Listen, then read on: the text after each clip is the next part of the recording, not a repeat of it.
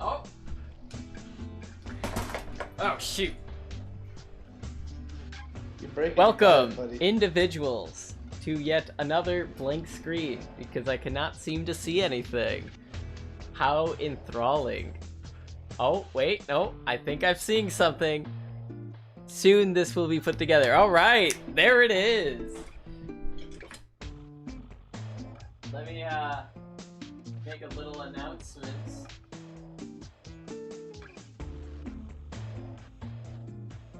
In, state news.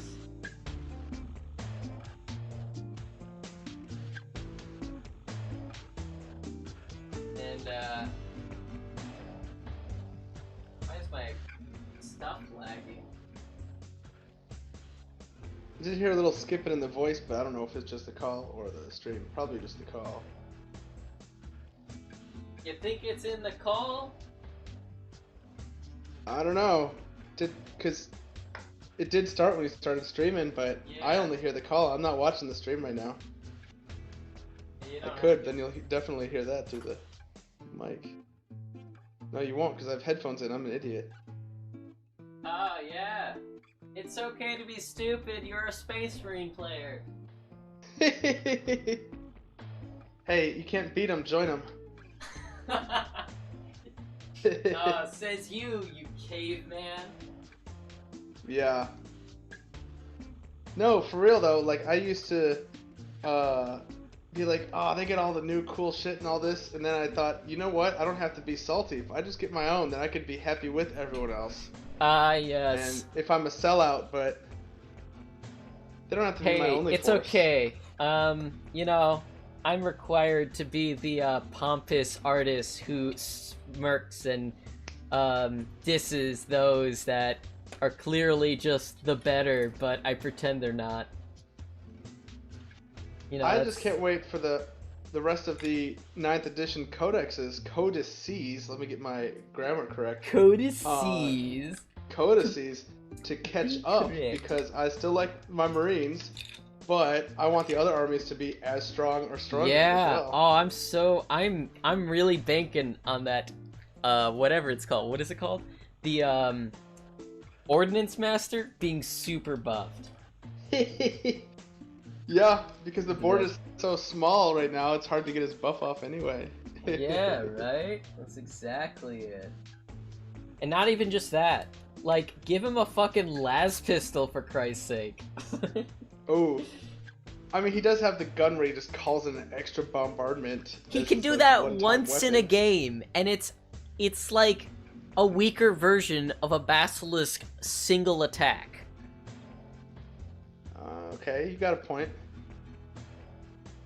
If he could do that maybe 2 times in a game, or maybe you have to spend a CP, like if you use him in a game, you have the available stratagem to use that CP attack. Then I'd say you're that's getting greedy interesting. now. I Get that.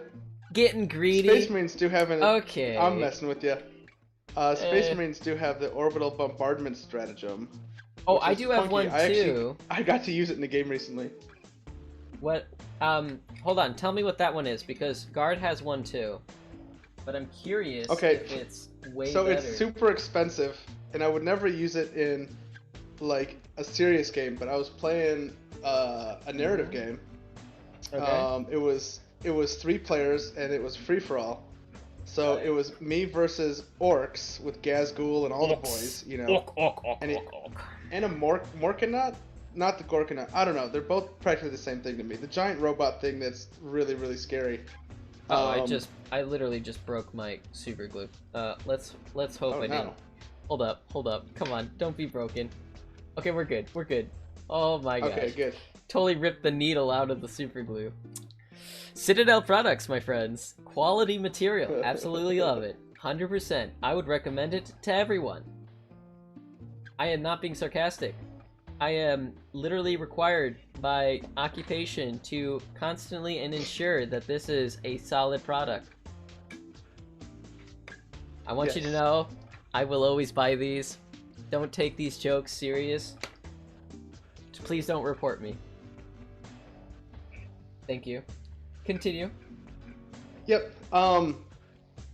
So, and then the third player was the Necron player who started in the middle of the board.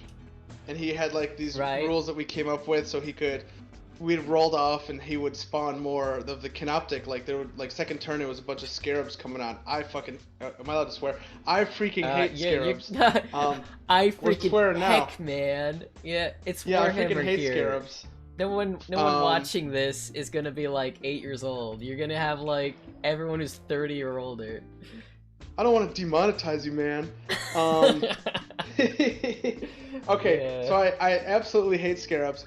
But so the point of the game was me and the orc player were technically playing a match play game. So we still had we had primary objectives and scoring and all that. And then it was just the Necron player in the middle as a spoiler, and he had like rules almost like if you're playing a solo game of some sort. He's like, I have to declare a charge against the closest enemy, doesn't matter who, type of thing.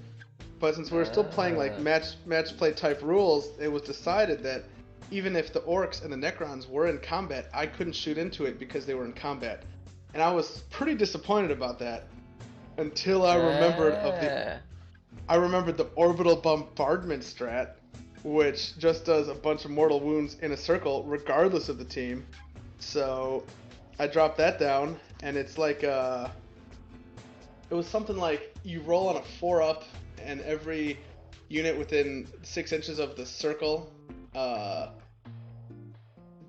takes a D3 mortal wounds. Oh my gosh. Okay, because like I said, Guard has a ability like that, and I just wanted to see how unfairly powerful the Space Marine one is going to be to the Guard one. Let me describe that one to you when you're done with this. Okay. Oh, you're gonna love this. You're gonna laugh so bad going, that sucks. But continue. Yeah, so it does have the caveat that I have to call it down in my command phase, and it doesn't come down until the next battle round command phase, so normally I have all this time to move out of the way and everything. So it can be delayed. Very interesting. I do think that's actually, a bit of, Okay, continue. Yeah, very interesting. It's 3 CP, by the way. It's way expensive. 3? But wow. When my opponents are locked in combat with each other and not wanting to fall back, right? I hit like 3 HQs, a couple. He was even using, I don't know the names, not monoliths, but like smaller versions, like this crummy little fortification that Necrons can have, just to be like thematic. But I hit all that, and I one-shotted an HQ because I rolled no, it was already hurt, but I still killed it.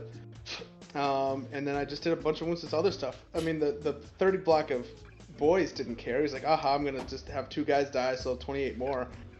But that's how orcs are, and conscript blocks. Well, they laugh at like losing blocks, a model or 2. Yeah. Yep. All right, well, very interesting. The whole narrative game was worth it just so I could actually use orbital bombardment in a game and hit way more than I would ever actually hit. Yeah. Mm-hmm. All right, so would you like to hear the Guardsman bombardment ability? Sure. Are you ready for this? Lay it on me. Okay. You can only use it in the literal start of the game. Can't use it any other time. So you have to use it after deployment, but before your first turn. Alright? Okay. So no other time. Second, it takes 2 CP, and for every unit the enemy has, we're not talking about models, unit, right? You would roll a d6, and only on a 6 would you roll for you would put 1 mortal wound on that unit, or something like that. I can't remember it exactly now. But it would be something in that terms, that idea, right? And so you're spending 2 CP to then roll 1d6 for each unit, and only on a 6 does it actually do something. And it only does 1 wound, I'm pretty sure. So it's essentially 2 CP that you can take a match and burn, because it literally never hits anything. Yeah, that sounds pretty bad. And you can only do it Like in the sixes start are- of the game, no other time. If it was the only time that rolling sixes for mortal wounds is good is if it's per model, not per unit. Yep. You can see Yeah, why I'll when tell you ya. were describing yours, and I was like, of course the guard would have a shittier version of that. Of course they What's would. the price? Like I what's the said, 2 price on it? CP. Oh, 2 CP. Yeah, that's a bit. It's slightly cheaper, but it's utterly garbage. Like yours could potentially hit things. Yeah. Also, I forgot to mention, it's a 4-up, but you add 1 to the roll if they're actually within 3 inches of the blast zone, like or the target. And then like characters were at -1, so like characters were like 5-up, but of course like there was characters that were within 3 inches, so they were still at a 4. But yeah, that made the whole game worth it to me that I actually got to do a orbital bombardment. I don't even know who won. I don't think we got to play it out because it ended up taking forever. But Yeah. we got to do that ridiculous stuff. I was also caught in my deployment zone the whole game because stinking 500 points of scarabs spawned up in round 2 in my deployment zone. But shit happens when you're out in the front lines. Yes. Quality. True quality right there. Oh, tell me about the Keeper of Secrets and the curious tale you would tell. I was very curious about that. Okay. This is gonna be obscure because this song is a little obscure. The artist was not very obscure. He was pretty popular for a bit. But so the Keeper of Secrets gentleman that we know is interested in starting a Drukhari army. They're like the most evil sons of bitches. The Eldar that look like Decepticons. That look like who? They look like Decepticons. I never made that connection. They're all spiky, triangles, spikes on top of spikes. Evil, torture. I can see it. I mean, honestly, you look at a Decepticon city, just like type it in Google, just like Decepticon city. What is it called? Something like Unicron? No, that's like a god or something. I don't fucking know what that's called. Point is, you look it up, and it'll look like Kamara. They will look like the same exact city. 100%. Okay. You won't even notice the difference. You're like, the only thing you'll notice is that Decepticons have a purple sigil instead of, actually no. Even the the Dark Elves, they use a purple sigil. Same colors, same spikes. All right. Anyway, continue about the boys. So, well, I was thinking there was a song I was listening to. Right. And I thought it is literally the most Drukhari song I can think of that's not like over the top like horrorcore ICP, old ICP bullshit. Yes. So an artist. Just the music. I'm sure he'll love to hear that. There's a guy named XXX Tentacion, who a lot of people have heard of. He's not alive anymore. He was honestly a pretty shitty dude. That's why he made evil music. Rest in pepperonis. Yeah, rest in pepperoni. But he had this song, I don't even know if it was released on any albums, but it was called I'm Just Sipping Tea in Your Hood. And I already like how this is going. So the beat is like the most over the top, like it's like a bass, but it's like it sounds like your speakers are clipping. It's like so distorted and just over the top. And the lyrics are like, I'm just sipping tea in your hood. What the fuck is up? And like it goes wild. He's talking about stabbing people and chasing them down. I'm like, dude, this is a Drukhari song here. Yeah, I totally see it now. A bunch of torture boys. Yep. Yeah, exactly. Which got me thinking. I'm like, there's actually another XXX Tentacion. I hope I'm saying that right. Song. It's actually a very morbid song. All the songs are very morbid. He's, like I said, not a very good dude. But all right. there's a song called Revenge. It's actually a beautiful song, but it's also very lyrically, it's basically about murder, suicide. Oh rough song. my Yeah. goodness. But it's like, but it's beautiful. Oh my Like in God. the music and stuff and the vocals. But he's talking about rotting in the grave, and I'm like, all right, this is the Nurgle theme song here, because it's like beautifully. Ah. Yeah. He was a Yeah, Warhammer so- fan and he didn't even know it. Exactly. So I gotta go back and listen to more of his songs, which are gonna depress me. But figure out if he's got other songs for the other Chaos Gods and like other bad evil factions in 40K. How fitting.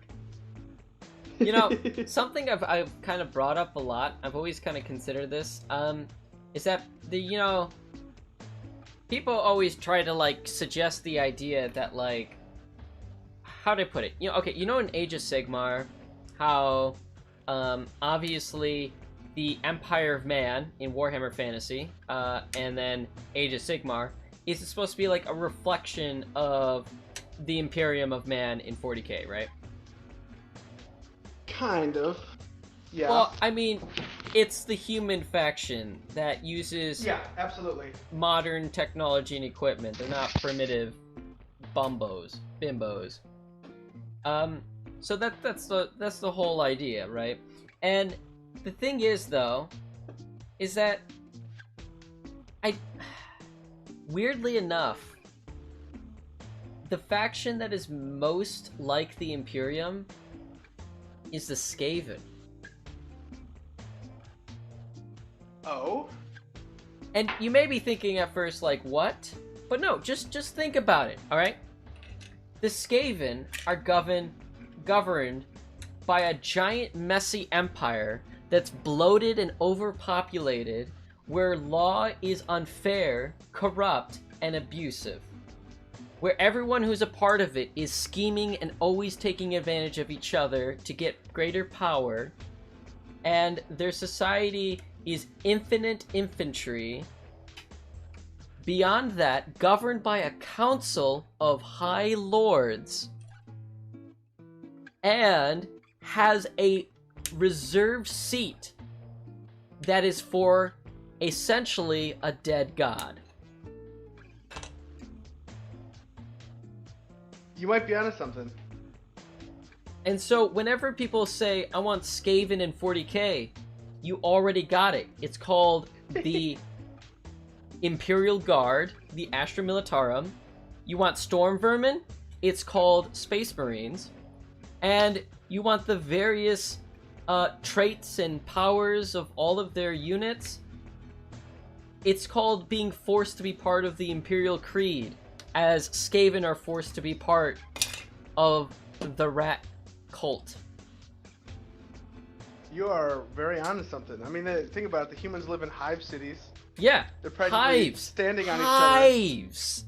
It Yeah. literally reflects itself, and just the fact that they're governed by high lords, literally, just they use the same government, each other.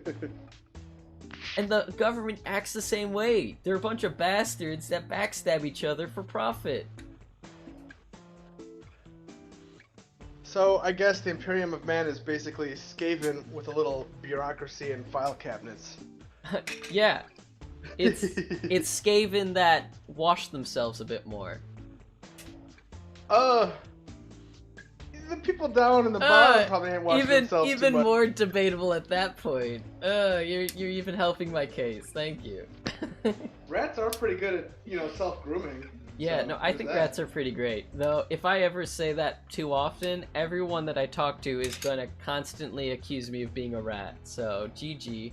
Rest in the Under Empire, because I'll never escape being addressed as a rat. GG. What are you gonna do? So... The Imperium, though, is based on compliance, and you have to listen to us. This is what you're doing. There's no Right. alternative, or you're a traitor.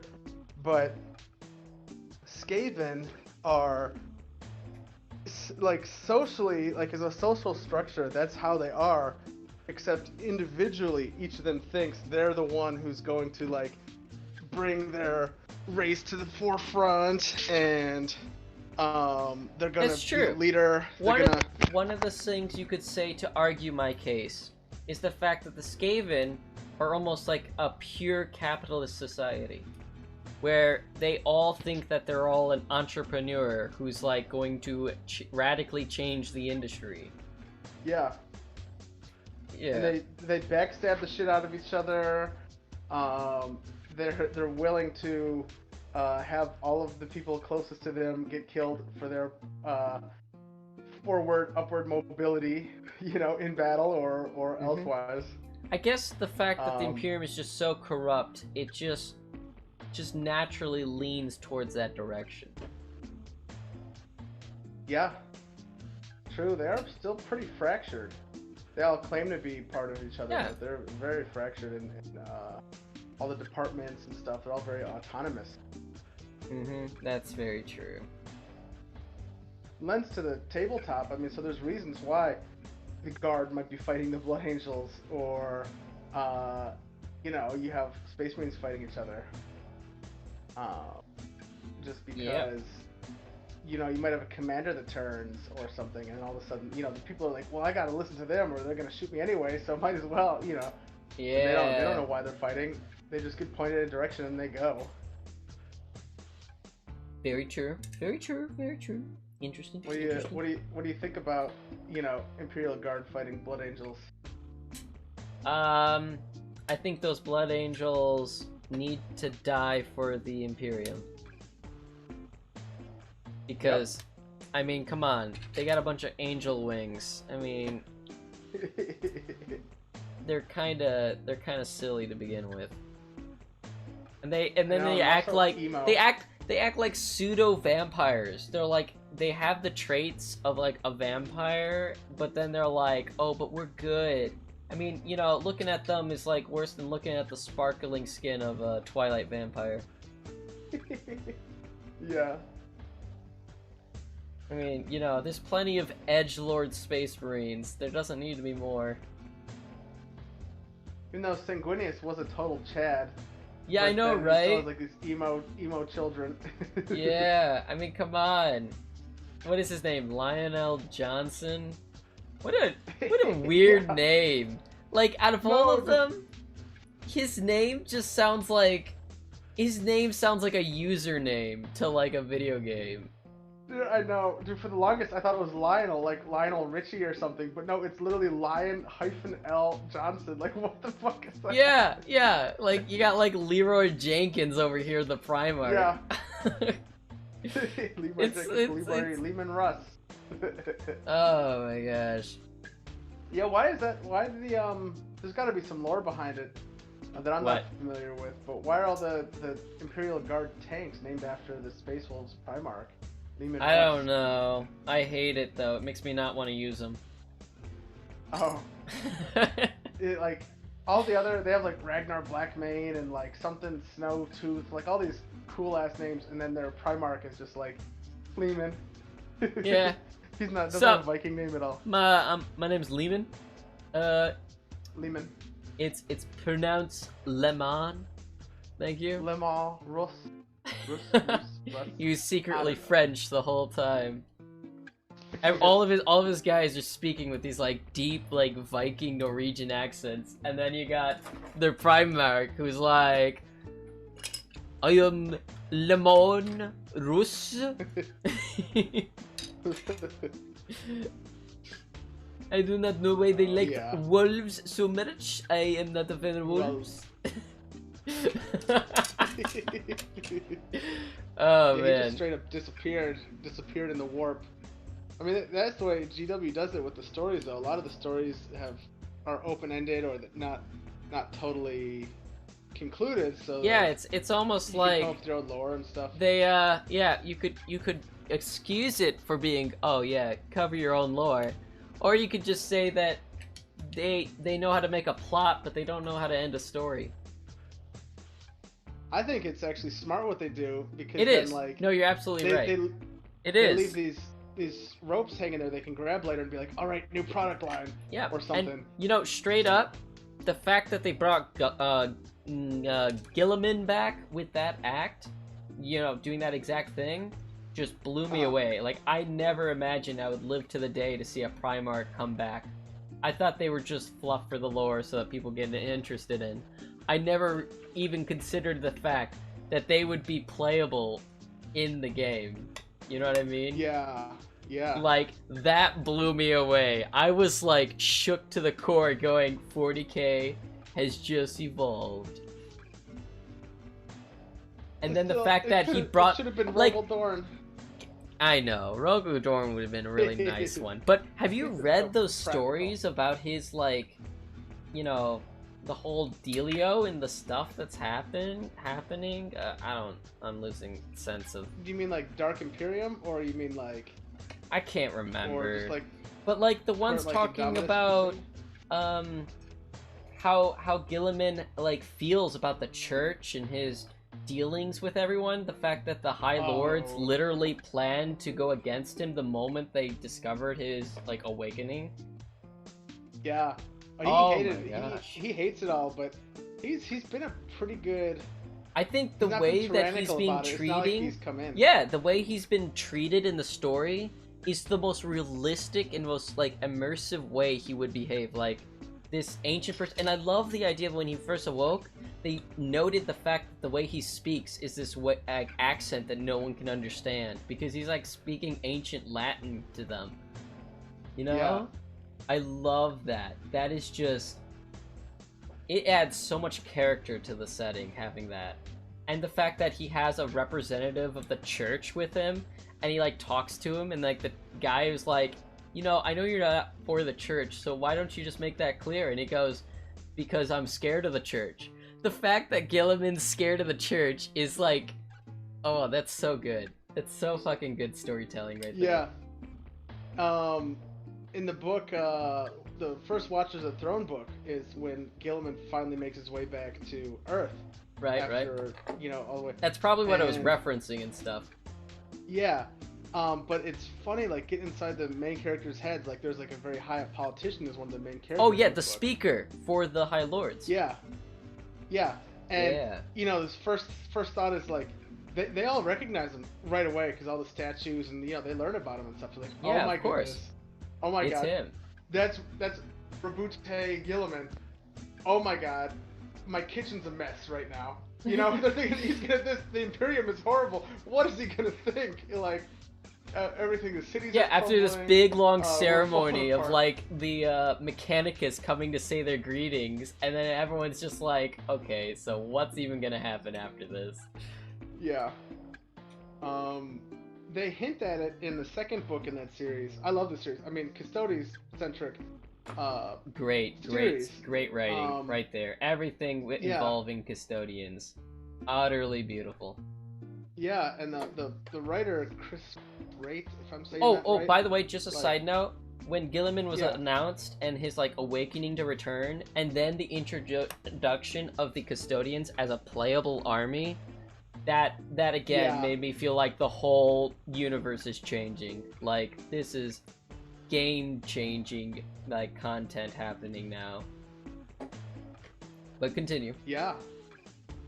So as you mentioned, the High Lords turning against him. Yeah. Which they did, and they had this whole plot and everything. I mean, I might give a slight spoiler here. Yeah, just so you know, we're gonna talk about everything in the lore. So if you just want to listen, go for it. But if you like want to read these stories, then you should just leave and do that. Please continue. The book that I'm referencing is the second book in the Watchers of the Throne series, called The Regent's Shadow. The Regent being Robert Gilliman. You know, I didn't like. I understand the memes against him when he wasn't around, but now that he is, like, I totally respect the man. Like, I was never an Ultramarine fan, still not, but I could never hate Gilliman. He's such a realized character. So, but he's like deep. So there's this whole plot, and you know, and there's like traitor High Lords and previous deposed High Lords that, you know, recently deposed, that Yeah, and it's just like Gilliman's like saying, hey, you're all kind of being fired, but you'll get the greatest retirement any human in the Imperium will ever get. Yeah, yeah. They still have whole stinking kingdoms, each of them, you know, like. Yeah. But they have this whole huge plot.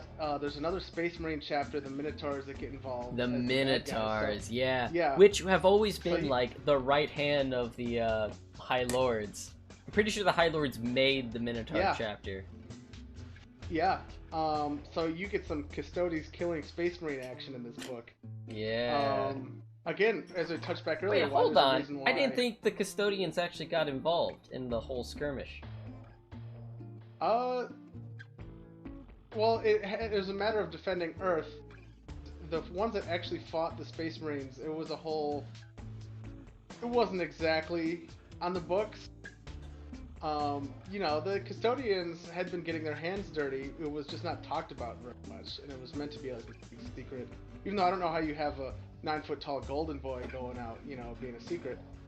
Well, it's a secret because galactically wide, it's hard to keep track of things like that.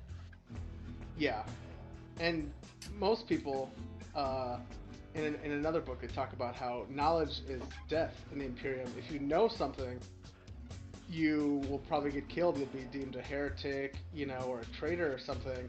So even if you do know something, you keep it to yourself, you know, or else you're gonna get punished. You're gonna get punished for knowing more than you should. You know, is your basic life in sounds like real life. Yeah. Maybe there's a never mind. Reflection right there. Reflection. Yeah, that's the word.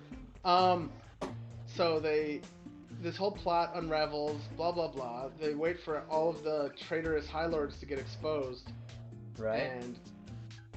And of course, you know, they handle it. The Imperium doesn't get overthrown. Like, they handle it. I could get into more spoilers because it is really cool what happens. But oh yeah, I know exactly what you're talking about, and it Yeah. is amazing. It's so well thought out, the entire story. Yeah. There's one thing though that sticks with me. That's like one of the last few sentences of the book. Really? Where? Okay. Yeah, where Trajan Valoris, he's a High Lord himself. He's the. He's not the speaker. The Captain General. Okay. No, he's not the speaker, but he's just one of the High Lords. You know, the most high-ranking custodian.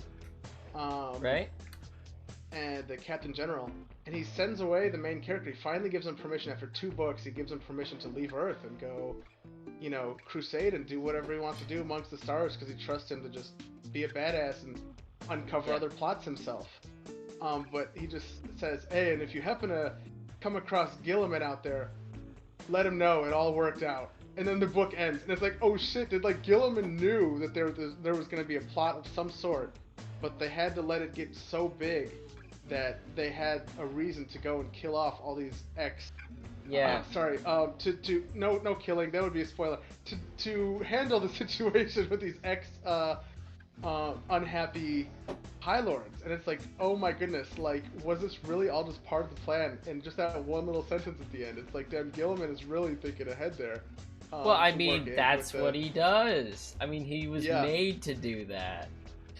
Yeah. Brilliant mastermind. He, honestly, is a huge schemer, and people underestimate how much of a schemer he is. Yeah.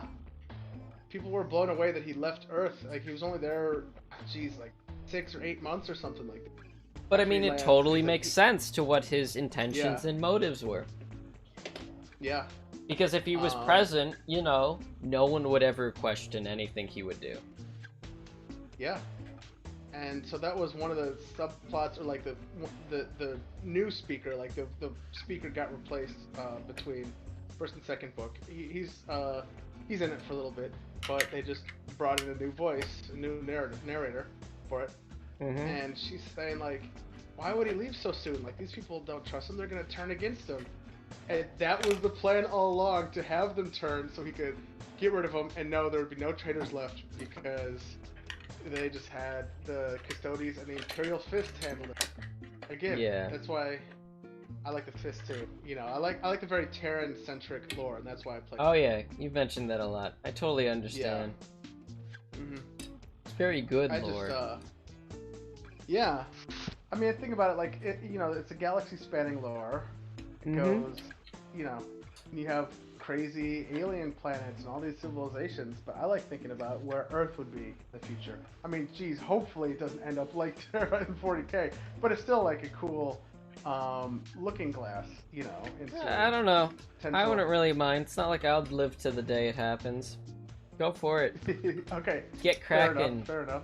Dystopia's my dream, man. It's my jam. Okay, touche. But yeah, it is all a lot sadder now that I'm finally getting into the Horus Heresy series. Oh my gosh, that is biblical right there. Yeah. That is biblical work. You know, it's something I actually want to do. I want to get like a hardcover Bible-like text of the Horus Heresy, and I want to build a shrine with a portrait of the God Emperor in the background. It will happen. I will make it. You will see. Heck yeah. Leather bound. Leather bound. No, skin bound. The lore. Human skin. Oh no! So we're going chaos now. No, we're just not making it. Necron players. It's a Flayer book. I don't know what I'm doing here. Hold on, let me actually flip the page to my manual. No, if we're sticking to the lore, it would be, they call it porcines? Porcine? I don't know. It's like a pig. Porcinine? Porcinine. I don't know. It's like 40K's future version of pigs, but like bred to be extra fat and have way extra skin because they use pork skin, or porcine is what they call them. To like, that's how they like to keep their records. They don't believe in computers a whole bunch, so they get like pork skin actually, and, like, dry it out and that use that for parchment. That is a hardcore myth. Like, at first I totally believed that, but from looking through multiple different things I've used, built armies with, and expanded with, computers are used a lot more than you would expect.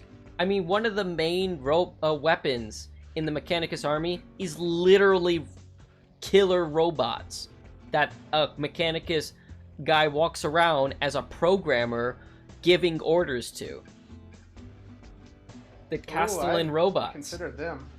Are just robots. Heretical. Yeah, I know, right? Heresy. And I was thinking, well, that's like totally heretical, so why is that a thing? But then I kept finding it in more stuff. Like just like, look in Necromunda. There is literally aimbot robots in the Necromunda game. Huh. I don't know, man. I guess there's always an exception. Well, I mean, I totally get that they avoid machinery and computers, but this idea that they're very primitive with advanced technology they don't understand how to use is almost like propaganda that is inflating the reality of things. You know, like, say you're talking about Africa and you only see footage of these like poor tribes and villages that are like in a desperate state of life and encouraging for great donations in that case, or suffrage, or things like that, right? That is a narrow perspective of the larger scheme of things. Like, there's whole cities, highways, and industry in Africa, and it's just like, most people don't really acknowledge that because they never get to see that. But there's a lot of computers and robots in the Imperium. It's just not visibly shown, like how Space Marines are always the face of the game itself, even though they are like one of the rarest things to ever come by. That makes sense. Yeah. Kind of mind-blowing, right? Yeah. Never considered it before. Like a servitor's mind is blown. Oh my god. Okay, what am I doing? Again, I don't know what I'm doing. Well, the AdMech do get to play around in a gray area. Yeah, they do. That's true. I'm just saying, like, it's more than the Mechanicus, and that's why it kind of surprised me. And I totally get that servitors are a complete alternative around that, because what is one thing that humans have that we have yet to really develop in machines is extremely powerful CPUs. Humans have a really powerful processing power. And so using a human brain to process information and data is extremely effective. And so using a human brain can sometimes be more effective than using a computer processing CPU. Cool. So we still got that going for us for now. Yeah, you're right. We got that brain power. I mean, originally The Matrix was going to use that as their plot, but then they realized that people watching wouldn't understand the concept of their brains being CPUs, and so they changed it to something more simple as batteries, even though the whole story is built off the idea that the millions and billions of humans in those tanks are computer processing CPUs running the hive mind. That's pretty cool, man. Yeah. Sorry to totally derail, but... No, it's fun. Penny for your thoughts. You said candy for your thoughts? I said penny, but you can say Penny for my candy. thoughts. I didn't care. Candy's more What valuable am I than a penny building? these days. Oh, I'm building with this. Okay. Why am I building this? What is this supposed to be? Is this just the back of this tank? What am I using this for? Well, I'm actually gonna pull up the stream. I gotta find out how to mute it so I don't Oh, it's just hear the like sound. echoes. Just mute that stuff. Oh shit.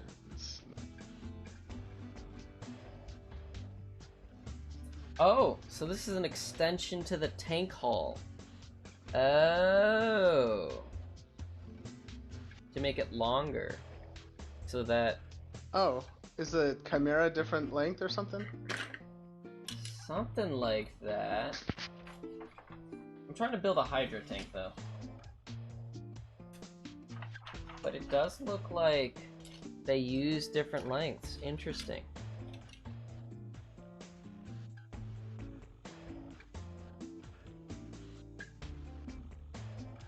I don't think I'm gonna build a Chimera. I don't really like Chimeras. The game's not really built for them. I don't know. There's some people that like Chimeras right now. You can like them.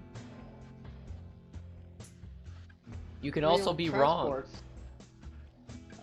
Okay, yeah. Yeah, that's very true. Alright, now hold on. By the way, do you got any more tank bits for side bolters? You said tank bits for what? For the bolters, you know, those heavy bolters for the sponsons of Oh yeah. tanks? You got some more No, of I those? just had that one. I just had that Dang. one. I know, What? And if I had one, I would use it for myself. Trying to do that, you I can wanna take do the a whole las relic. cannons. I just want the heavy bolters because I can't make. I wish las cannons could be sponson guns. Those would be nice. Can't they? Or No, is it they melters? can't. Meltas. Melters are pretty good, but short range. Really short range. I just want the bolt gun. I was gonna do a relic contemptor dreadnought. Out of the current contemptor I have, because he's just a crummy little dreadnought. I could at least give him a bolter arm and fit with the. He's just a little 215. super soldier mech, you know, kills everything I good, have but- in one volley. But he's one of the older models that are like the dreadnoughts are tiny. Like I would love an ironclad. Like the rules are so cool. Get But yourself a the thing Leviathan is, like- dreadnought. Yeah. But Yeah. the sticking ironclad is like the regular Primaris Marine is practically as tall as him. It looks. Oh, it's hey, like a square. so pitching an idea here. Something I was thinking about the other day. Someone was showing me their painted models, and they had like World War II painted models. and they're like, yeah, here's my tanks and stuff. And I was like, what if we do a Warhammer game where everyone uses tanks? And it's like a tank, World of Tanks, Warhammer edition. Warhammer of Tanks. Yeah, what's your thoughts on that? It'll be a bloodbath in a great way. But everyone has tanks, so every model has multiple wounds, so you just got a lot of tank firing, and probably a lot of more mobility, because there's tanks everywhere, so people are going to want to hide and move, and I don't know, maybe we do a cover system for tanks that are like a third, like, if you don't see 2/3 of the tank, then it has like, I don't know, -1 accuracy or something, or maybe a plus to its save, something like that, you know what I mean? Tanks should still technically get benefit of dense terrain. It just means that we can put up more dense terrain around the field. Yeah, stuff like that. We don't need to worry about light cover. Right, right. Dense and line of sight / obscuring, and that would be like the terrain to get all the play that you want. Just, you know, using the rules that we already. I am considering finally getting like a real tank. You know, the hobby ADD. Before you're done with one project, you think it's what I want to do next. I mean, I've pitched a lot of other projects, but in general, I've been able to be very consistent with my projects. Yeah, you are a special one. That for sure. But as I told you earlier before stream, Black Templars. You know, it's a way I've challenged myself to play fists in a certain way. Hey, you know, Black Templars, you know, the guys who are insane. Yeah, I've seen some easy ways to convert them online. They get the Age of Sigmar.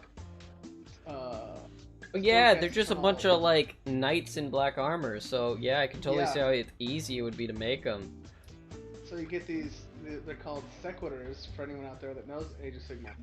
And they got these long flowing dresses, basically robes. Right.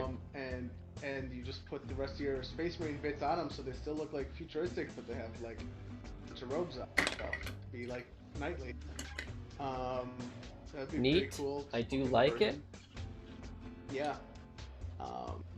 But the list that I've come up with is, you know, very melee focused because it's meant to be. They have some really cool mobility buffs when it comes to more than some of the other melee space. But the list I had just didn't have very much vehicle killing, and there's one tank out there that is like just dedicated for killing other tanks. The new Gladiator. Oh shoot! I just missed a valve, a turning wheel. Where is this thing? Well, yeah. So I might find an excuse to pick one up. It didn't really synergize well with my Imperial Fists, who already have good vehicle killing. So, but if I have room for one unit that's just gonna, other than Eradicators, I don't want to just lean on those because that's just a cheese unit. I'll only save those for like competitive games because they're a fields ban. What is? For how good they are at the Eradicators. How good they are at killing tanks. Oh, you Hey. gotta watch out for those tomorrow. I'm sure Mike doesn't. Keeper of Secrets is going to use fields bad units, I'm sure. So be careful for those Eradicators. What do they do? They're each armed with a certain melt-a-gun variant, but generally they have like these melter rifles, so they're basically melted guns with a 24-inch range instead of a 12-inch range. And but if they shoot at same target, if they don't split fire, they get double shots. So they get this unit of 3 guys gets 6 melt-a-gun, 24-inch range, and they just destroy, they wreck, and they're way too undercosted. They just got a points increase in the last FAQ, but they're still undercosted for what they do, I think. But yeah, I don't want to just rely on those because it's like that's like a tournament player. They just find the most efficient stuff and spam it. But I don't want to do that type of thing. So that's why I would look at what's also very good at killing tanks, but costs are reasonable, a fair amount for killing tanks. Interesting. Well, I don't really normally use tanks, so it's okay. I know you got those Lehman Russes, those Lemon Russes. I do. Lemon. I do, but literally I got them because every fucking starter set comes with one, but I really hate them, and I don't want anything to do with them. Man, just wait until your codex drops in 2022. They're gonna be really sweet, man. It's not even their power. It's just... they just look like fat little tanks. They just look silly and cartoony. They do kind of look like they're from that Game Boy game Advance Wars. Like, yeah, like Heavy Slugger. Like when they go to the battle something. scenes. Yeah. Yeah, and you just see them like driving at each other, but they always have like the background is just what each other are sitting on. And they look like those with the silly like. See, you know what I mean. They almost have the scale of like those old school bicycles with the giant wheel in the front and the tiny wheel in the back. You're proving my point. But yours look so cool, and I thought that you do. You think they're nice? Aesthetic. Thank you. Yeah. I appreciate that. Yeah. No, I think they look cool. But I get it. There's so much lethality in the game that it is a anytime anyone takes a tank for any list, it's almost a liability because your big 200-point tank get killed by a 120-point unit, 135-point unit, no problem. But there's like a lot of stuff that can do that, and it's just getting more and more with every codex. It's just so much lethality. They want the games to go quicker, and I think that just killing stuff super fast is the answer for GW. And I get that; it makes sense.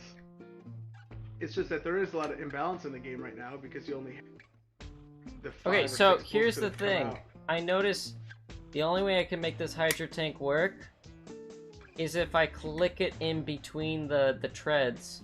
So I can't really do magnet tricks here unless I shave off that little teeth right there, which I might actually do.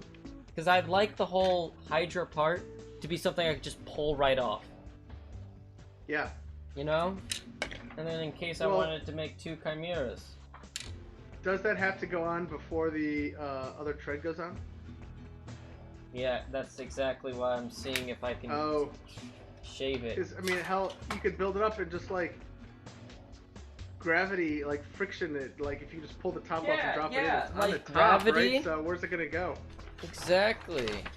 So if I can just make it so that it can just set on top, we're solid. Yeah. Then you get yourself 2 units for the price of 1 box, so... Yeah, because it looks like the Chimera set can just be plopped right on top. And if that's the case...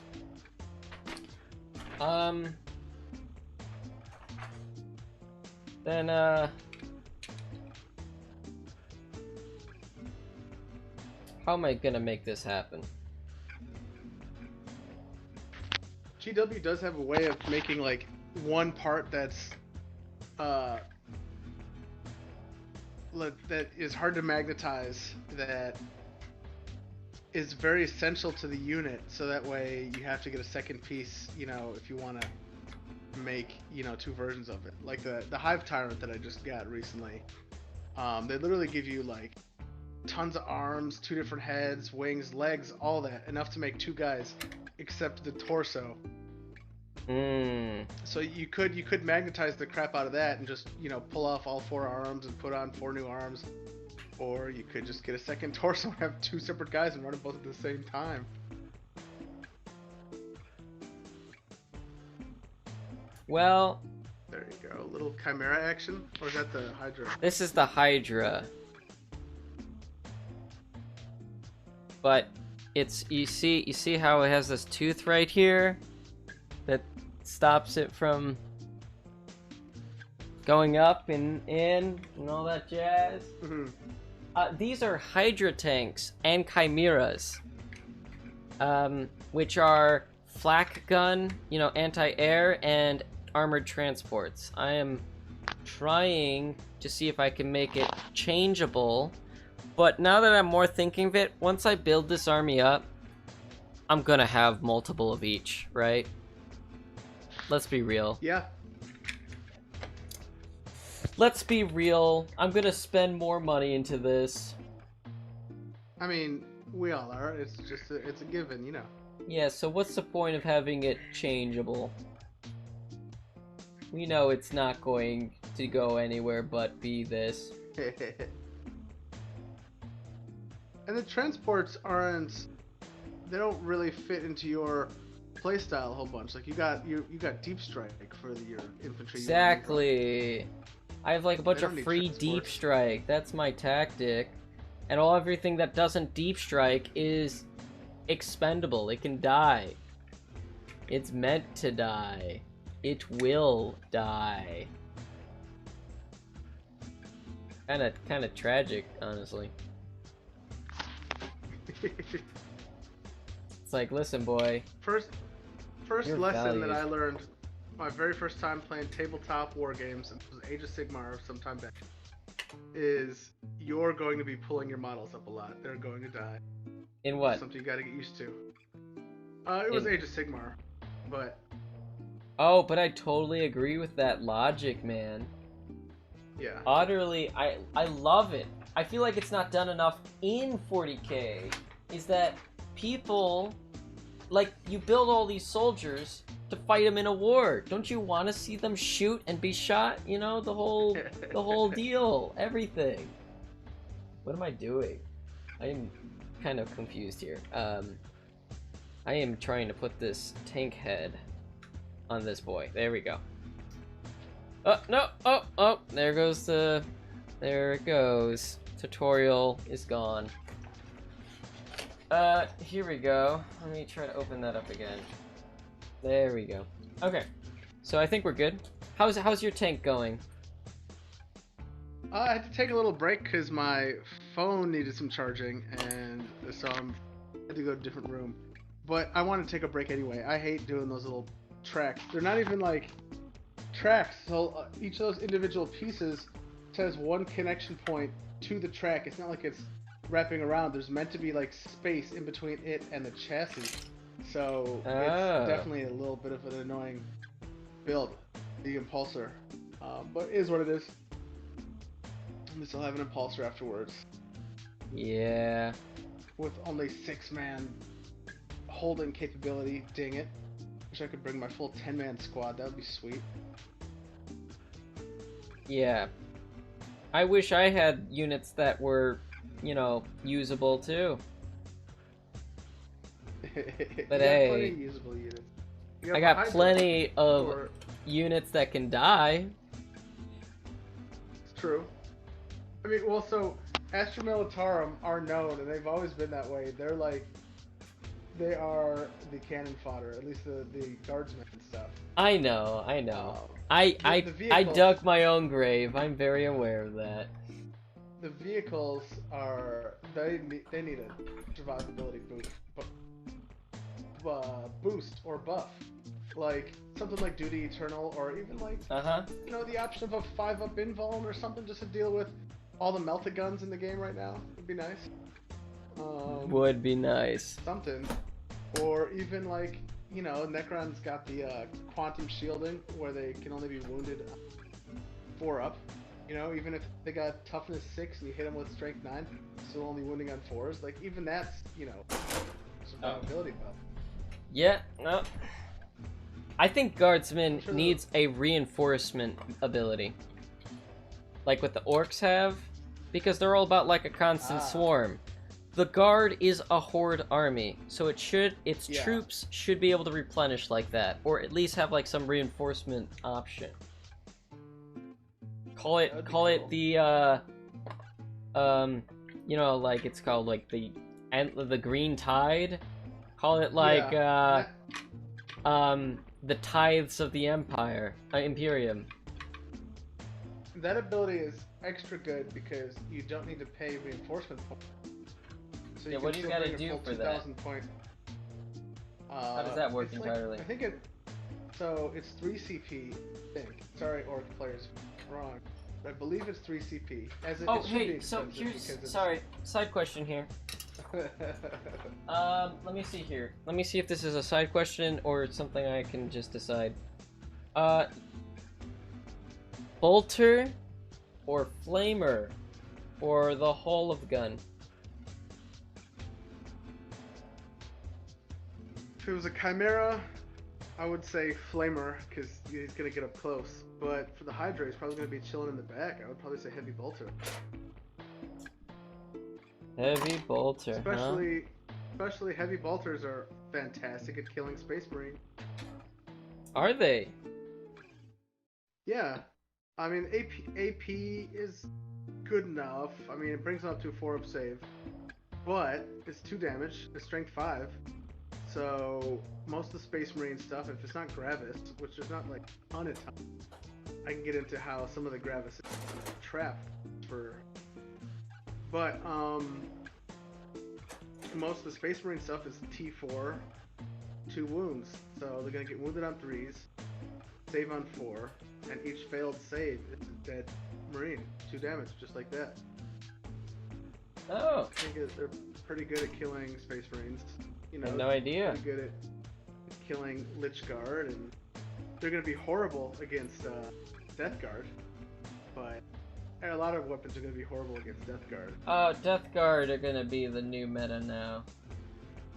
I think so. Unless they're so slow that they're still tough at winning games, like, you know, kind of how the Custodians play. If you don't go with, like, jet bikes. So good that they're Yeah. not able to move. They're just literally a statue. Look how cool my models are. My art gallery does what an art gallery does, and it doesn't do anything but sit there and look pretty. I know the codex technically released today, so we should know how fast they are, but screw that, I haven't gone and gotten it and read it all up on it, or watched, you know, all of the... You guys can watch that in another video. Watch Auspex Tactics or something, you know, they got all the... But I know they're a little bit faster. Their Terminators lost the penalty that the Cataphracti armor would have, where it was like super slow move, and then their advance rolls are halved, however you pronounce that word, divided by 2 for their advance rolls. You know, so they would at max move like 7 inches, even if they rolled a 6 on there, which is really slow. But they got rid of that. Interesting. But they're still like, you know, foot sloggers. I mean, you could get rhinos, which rhinos are very good for Death Guard. Because they don't have this stupid crap like I deal with Space Marines where, like, I can't put this Marine in a Rhino who's got to go in an Impulsor or vice versa. You know, their dudes go in a Rhino. Who are still, honestly, point for point, I think better than Impulsors. Except for the one ability you get out of the Impulsor, which Assault something or another, where you can actually disembark and still move after the transport is moved. So that is extremely...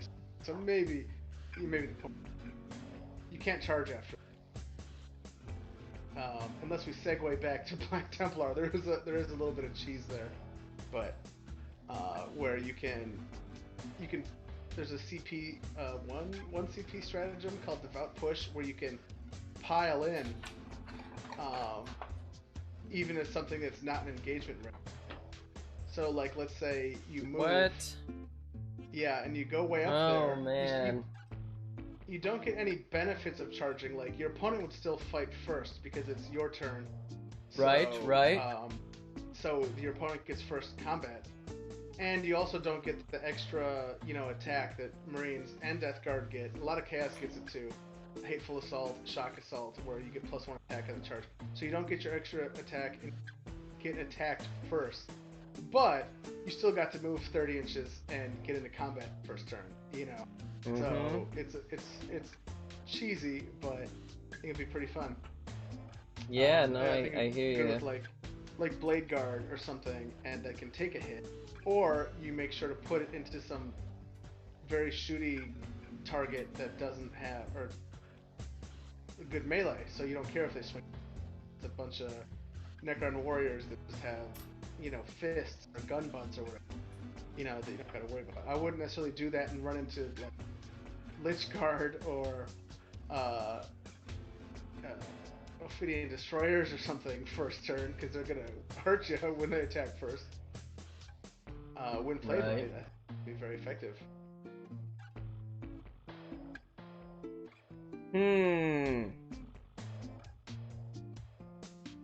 Alright, so these Hydra guns come with people that can be mounted with them, but I almost want to not do that, because I want them to look automated, you know?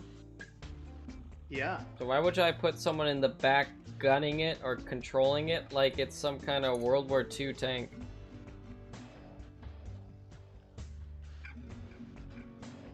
You know what I mean?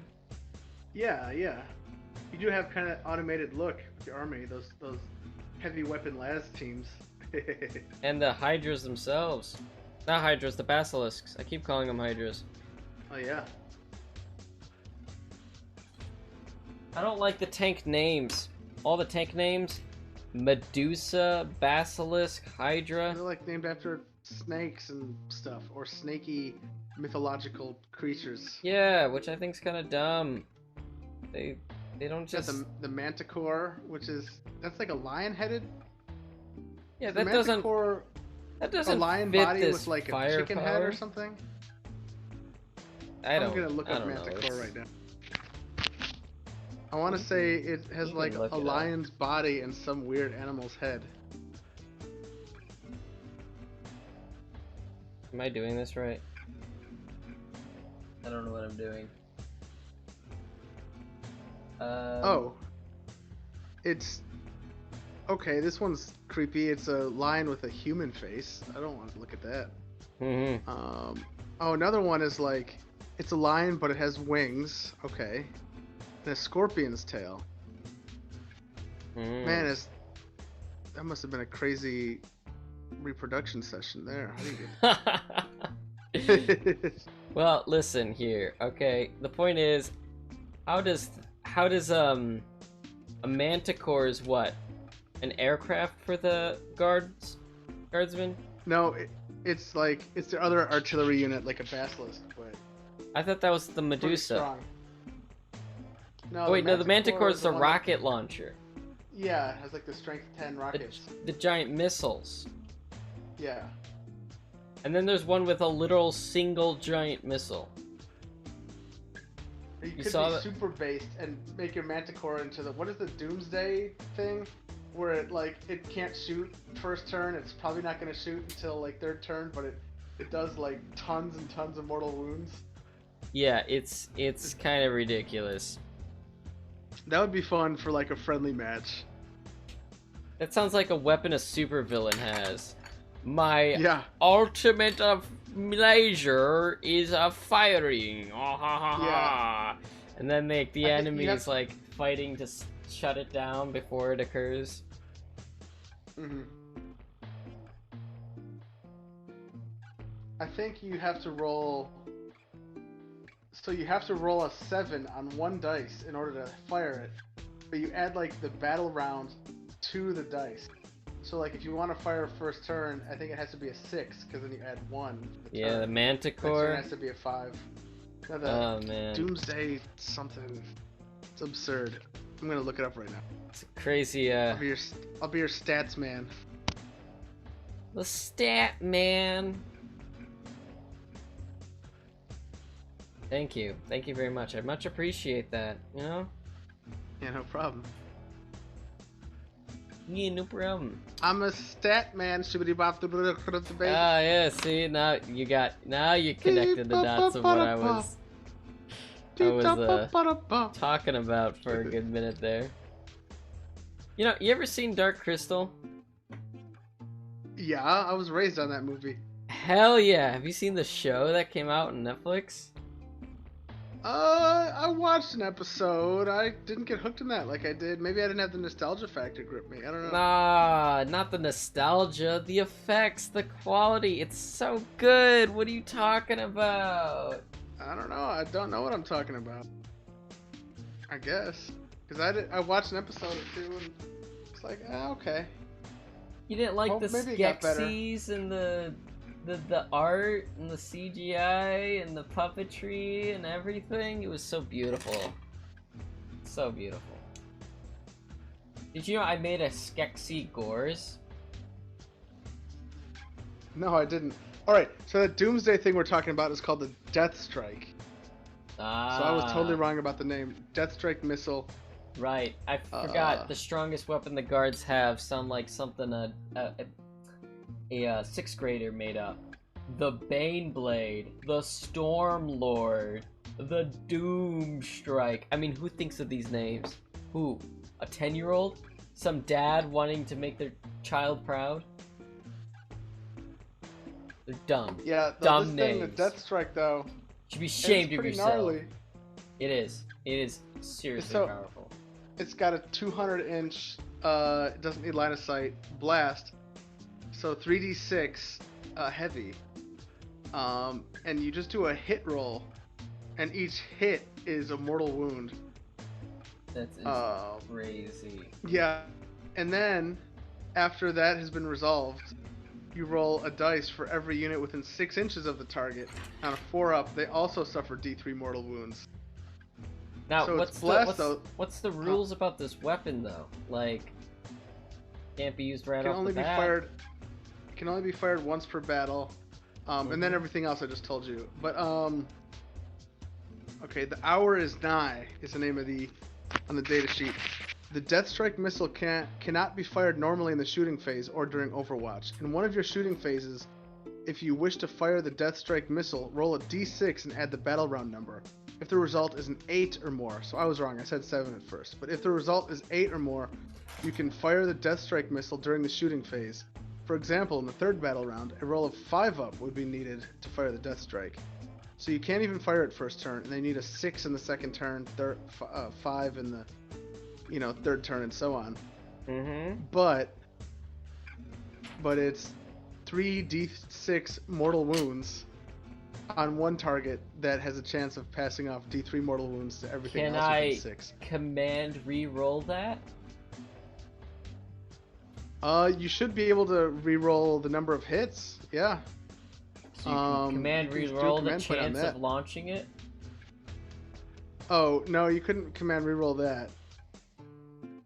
Oh. But you could re-roll the number of hits once it does launch.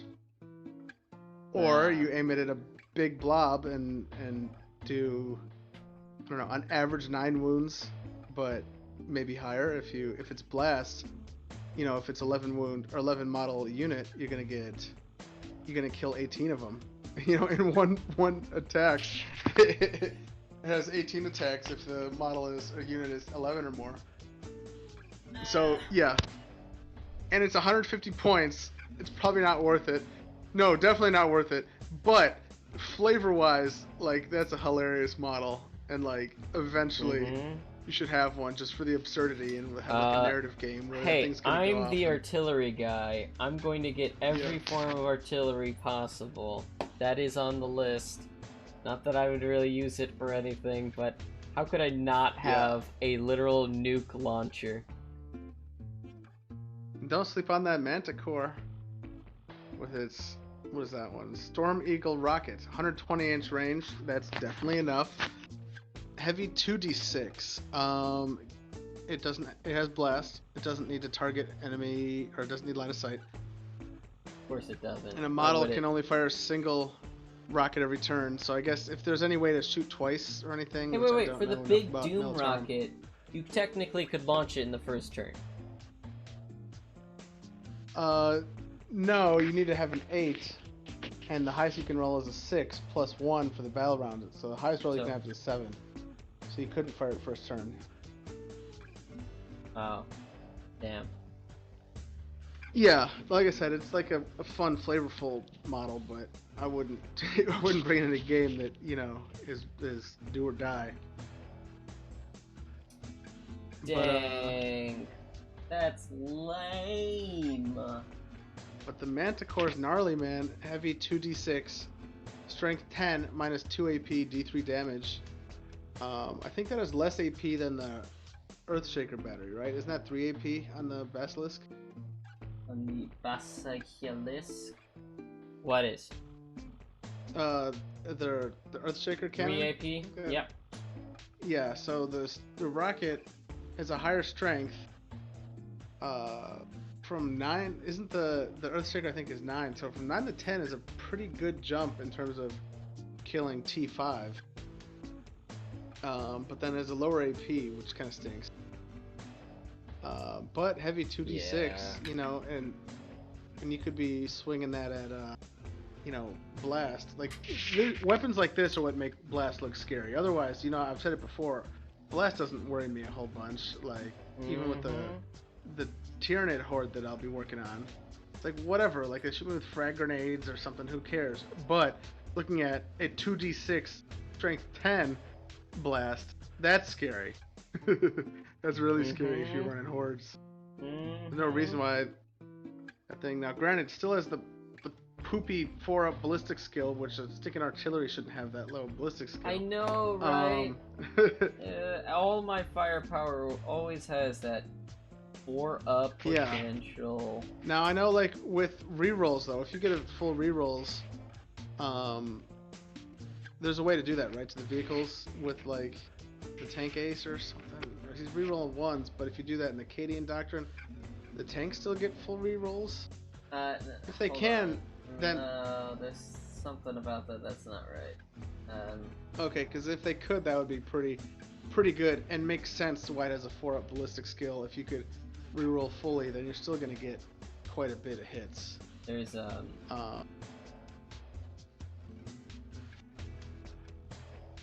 I can't explain it. It's just, it's bad. This,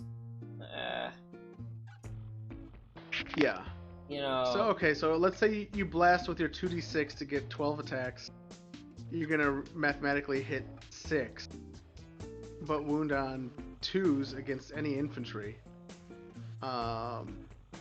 With minus 2 AP, D3 damage. The D3 damage kind of sucks, because like if you're going up against a T5 elite infantry, it probably has 2 if not 3 wounds. You'd rather just guarantee like flat 2 damage is better than D3, because you don't want to do that stupid 1 damage against a 2 wound model.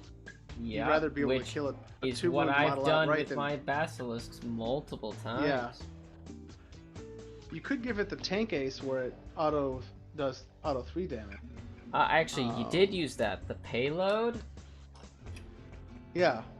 But... And then you save it for the right target. You know, always aim it at, you know, my aggressors or my inceptors or something. Then that's pretty gnarly. I picked the wrong thing? You say I'm a bad leader? No, I would never say that, Grand Marshal, sir. No, I would never say that. You. That's what I thought. But I wasn't running. Last time we played, I wasn't running aggressors or no. I might have had. Didn't drop them. No, I don't know. No, because last time you and I played, was that the where I was attacking that bastion that you had?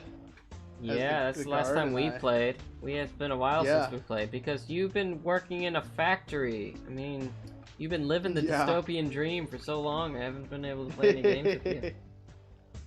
I've been enjoying it. I mean, I have every Sunday off, and I could get most every Saturday off, but I've just been preferring to work. Preferring to work. Wow. Work for me, please. It's nice having 2 days off this week. Yeah. Well, because I made sure I had Saturday off so I could go play Necromunda for the first time. Oh, with those guys! Yeah! Yeah. They're pretty nice. You know, you gotta hook me up. I gotta meet these guys. I'll see if they want another group. See how they could get 5. I know he wants like, to build hey, the group. I know this crazy builder who'd be totally down to making awesome gangs. Yeah. It seemed like they weren't too big in the hobby side. Well, they were all like recently built, but no one had painted stuff. I know the one guy was planning on painting. He was gonna get his stuff primed. I was the only one that had some painted models because I was using Custodes counts as for the enforcers with shields and stuff. But I still ran some grays just because I was using counts as shit that I was planning on priming. Didn't get around to it. But yeah, I'll see if they're interested. I do think you would You know, really personally, like the game. I do really like it. But what I really would like to do is I'd like to run some dystopian end games in real life. Get a group together, and then whatever they do, give a report into the world and the effects of it. You know, because I can run these games without them having to be on the computer, and I can run them in real life, and still have the things that people do affect everyone else in the community. You know what I mean? Yeah, for a second there, I thought you meant you wanted to be in one of the gangs in real life, like running down to your corner store and throwing a Molotov in or something. Yeah. Yeah, no, why not, YouTube, man? that's bad, don't do that. Yeah. What? I can't be my own Necromunda gang warlord? Yeah.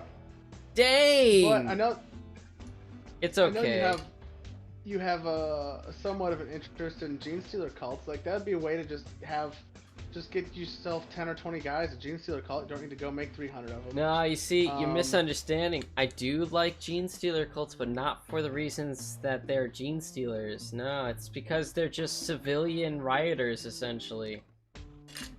But the whole Necromunda is civilian rioters. Exactly, basically. so Well, it's not the Gene Stealers I would be interested in. I'd be more interested in just the gangs. Because the gangs are Okay. just civilians, you know? They're just crazy gangs. You know, there's this one gang Now, a number of 'em- I love using called the Weevil Gang. And the Weevil Gang is just I don't know, they're heavily inspired by the Wind in the Willows, the Weasel Gang. But I call them Weevils. And they're just a bunch of bastards. And that's really all there is to it. They're just funny guys that are bad at their job, you know? Like, I usually kind of have them as, like, level 1 kind of guys. And as you say Necromunda, right? It's just, like, a mess, you know? Just people bumbling around, failing and succeeding. falling down every turn. Yeah, Mhm. missing every shot. The dude was playing with these people that had jump packs. And Oh. so Wait, he the would roll- Vex... The Vescar? Oh, no, not those guys. Okay, continue. That sounds. No, it's not them. But he would like have to roll in advance basically. But if he rolled a 1, instead of moving, he had to go prone, so the person would just fall on their ass. Yeah. When they tried to That move. is hilarious. Did that happen a lot? It's basically it happened to him once or twice, but it's basically a bunch of evil people who want to kill each other who are slipping on banana peels. Like, that's Necromunda in a nutshell. While like Benny Hill music plays, like it's pretty fun. You know, we're used to 40K and Kill Team where it's just like professional soldiers, surgical crap. I don't like that. I'm gonna command reroll that miss or something. There's no command rerolls, or at least you know how our understanding. So like I had the one part where I got into melee with my enforcer dude. He was like a champion, so he's like extra wounds. He has like a skill trait, and he had a 2-up save in melee. I rolled a freaking 1. There's no way to re-roll, and so he got smashed. No, he got knocked down. And the next turn, the dude just used his activations to move and coup de grace, like slice the neck of my dude who was face down on the board. You know, crazy shit like that is happening. Yeah. Brutal. Yeah. I love But I it. said I was looking through those rules, and there's ways I can handcuff people, and they can't move or shoot, but they can do melee at a -2 to hit or something until their friends come by, and they have like a higher chance of rolling a strength test. I don't know. The rules are really weird, and there's like a different test for everything, so it has like that almost like tabletop RPG element to it, where every little thing has its own little sequence. So there's a lot going on, and to like really get fluid at it, you know, it probably takes a while to learn it. But at its core, it's just a bunch of idiots trying to kill each other, and that's pretty fun. Yeah. No, I love that. So one thing I'm quickly learning I was playing is the that... cops, so I got to say, you know, drop the contraband, lawbreaker, you know, stupid shit like that. Yeah. You know, role playing while we're Stop! going. You have violated the law. Yeah. Yeah. You're the Skyrim guards. You have been judged. Yeah. It's pretty great. It's pretty I great. used to be a lawbreaker like you until I took a bolter to the knee. Oh, what? Why are you? Do you still have a leg? Oh my gosh. A bolter? No, actually, yeah. Yeah, no, It that's would be why I'm like- in a wheelchair. Yeah, half my body's Yeah. gone. Oh my Blow gosh. his leg off up to the belly button, practically. You know, those things are explosive, man. Yeah, man. That ain't something to joke about. People die from bolters every day. Yeah. What are we saying? Oh my gosh, it's silly. Alright, well I just noticed that this thing's gonna try and cheat me out of swapping my guns. And I'm like, no, give me a razor. You're not gonna do that. If I want to have, you know, a wyvern, I'm gonna have a wyvern. And if I want a flak gun, I'm gonna have a flak gun. So that kit actually makes 3 vehicles? Yeah. And Oh, that's pretty tight. refuse to turn my weaponry in for a specific kind. But I will have to kind of change some things up in here. The internal works of the cannon. How do I make it work? So the teeth are to insert like that. Oh, I see what the teeth are used for.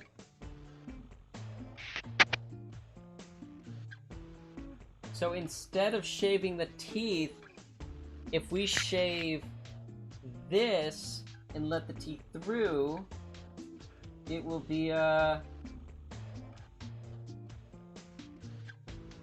it'll work.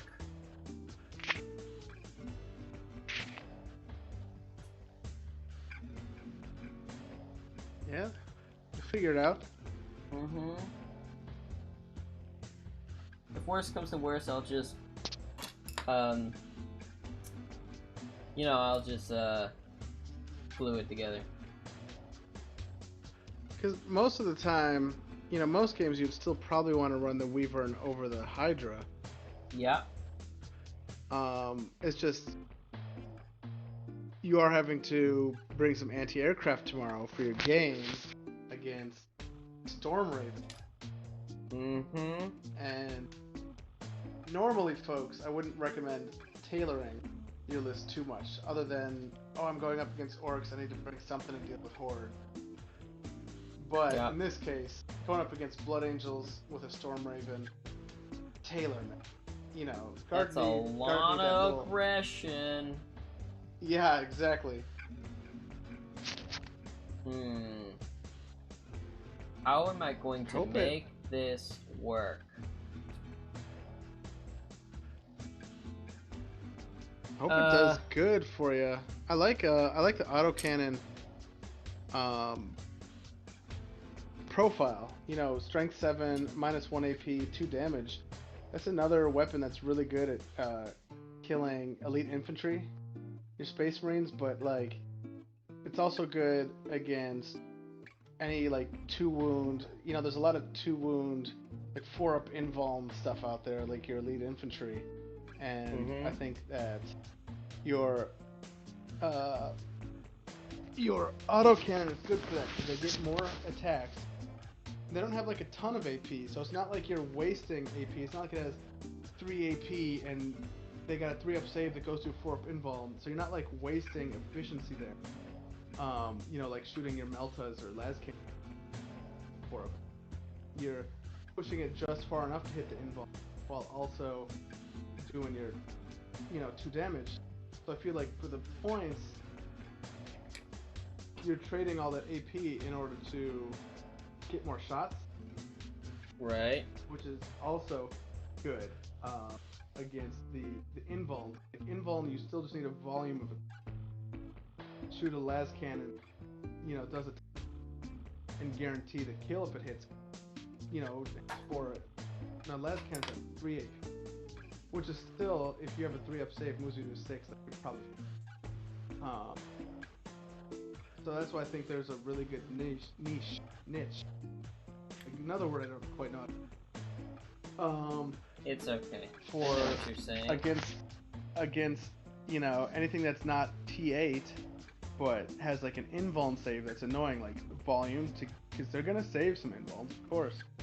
But you're gonna get past a number of them, and I just think autocannons are like a nice little sweet spot there. It's a weapon profile that people don't think about enough or talk about enough, but it has like a really good bread and butter target.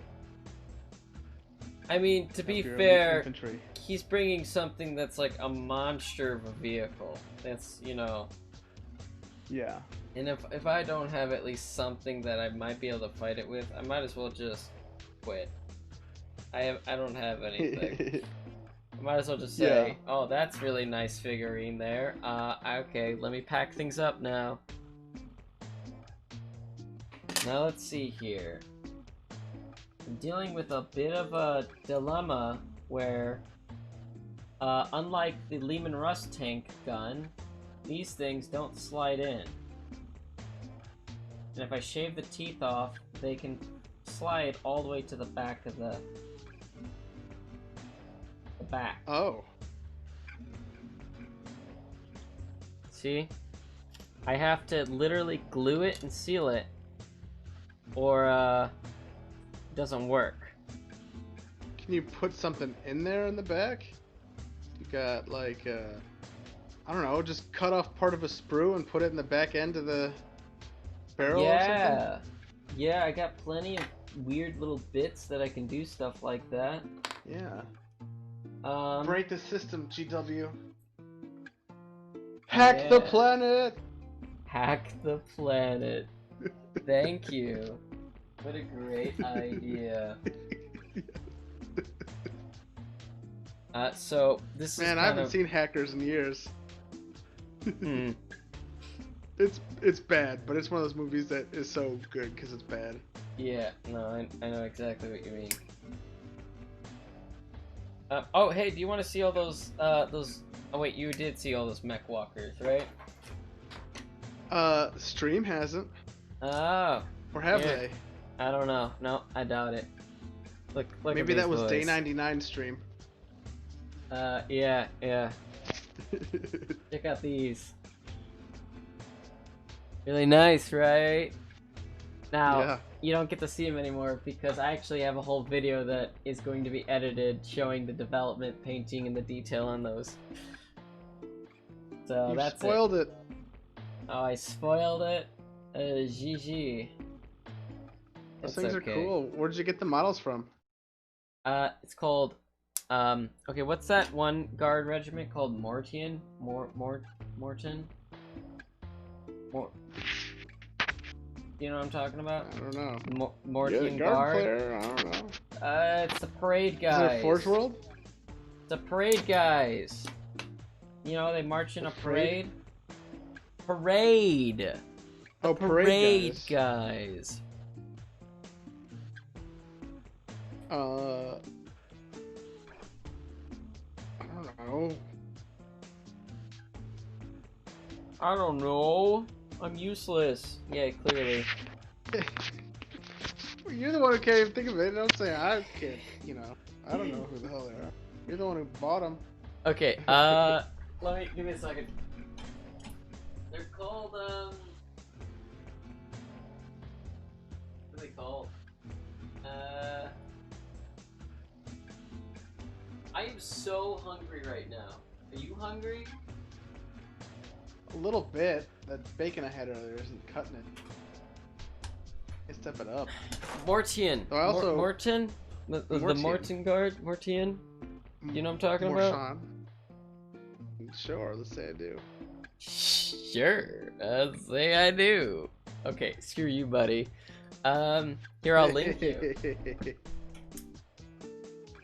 What the heck? I'm looking up Stormlord like a Baneblade variant right now. Why the hell is a Twin Heavy Bolter 50 points on him? It's BS. Yeah. Baneblade! As I said, they're all named like some middle schooler named them. You would be a cool name for a tank. Stormlord. Stormlord. Mortian. Mortian Guard. You not know them? Come on. You know them. Forget it. Just forget it. Never mind. Okay, so this is what I'm gonna do. I'm gonna magnetize this. If I can find my magnets. Otherwise, I'm not magnetizing it because I can't find my magnets. So... How magnets could I? Suck. I mean, they're great, but I hate working with them. Like, I was trying to get these tiny little magnets into place the other day, and I would just keep dropping them, and they're tiny, they fall in the cracks in my floor. It sucks. Dude. I literally... I got down there with my time. clippers to like move my clippers along the floor to see if I would just pick it up, you know, have it attached to something metal while I'm looking for it. I got a serious problem here. I have no idea where my magnets are, and I'm gonna need them right now. Maybe they're in my lower shelf here. Maybe they're in my toolbox. Now everyone Maybe you're gets to born see... with it. Oh no! Where are my magnets? Maybe it's in my little bits bucket? Oh, oh! Found some! Found some magnets. Really small ones. Little millimeter magnets. That's all I really need. That'll do. That'll do. So tell you what, this is what I'm gonna do, alright? I'm gonna glue a magnet down here. And then I'm going to seal it. And then I'm gonna glue a magnet to the gun. And then every time I want to use the flak guns, I slide this in and it suctions on. What do you think of that? Yeah. Yeah. Listen, I don't know. I don't want to give you bad advice with the magnet. I don't know. Keep me out of it. Keep me out of it. Oh boy. Oh boy. You know, you remind me of someone else I know. His name starts with Sovereign. He talks a lot Shout like out. that. Yeah, good guy. He was in my last little stream. Let me try to see. Okay, look. I don't know if you're gonna see this in the stream, but oh shoot, I totally just fell. I can see your hands. You're doing something with them. There you go. Now the thing is though, with that magnet, is it gonna block the barrel going in? Like, should you have drilled out some space first for it? Or is it gonna or I guess it's okay if it hits the barrel because it won't go all the way through then. That's the whole point. It stops it. In place. And then I can seal this thing up and I never have to open it again. Test it before gluing it, please. Making me nervous. Oh. It's too late. Well, I mean, before gluing it, the top parts together. Oh yeah, of course. How do you think I'm gonna make this happen? Let's see here. Ah! Fuck, man. These magnets. So difficult How to do use. they work? Ah, what the... Now I don't know which side's the front side anymore. No. Ah, look at that. I know it now. There we go.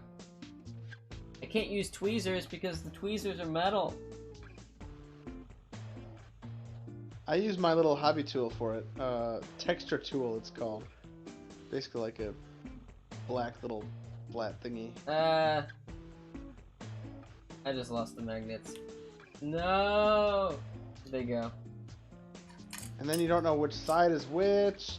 And then so you test it, and then you pull it off, but then it rips the one that you already glued on. Alright, tell you Dude, what. I told you, I hate working with magnets. No, I gotta use some of that Zap-A-Gap, because this will glue too slow. Oh yeah, you're using plastic glue on that, that's no good. I gotta use this. This stuff will glue really fucking fast. Plus, after that, I'm gonna have to ask you about your plastic glue. I've not seen the little metal thing in it while you glue. It's interesting. Really? Why? Yeah. I thought it was there just to keep the tube from clogging. Like mine would come out and I just put super glue on the tip of it and pushed it in so it stayed in the top of the cap as like a plunger kind of that keeps the opening from gluing shut. I just use it because the glue doesn't stick to the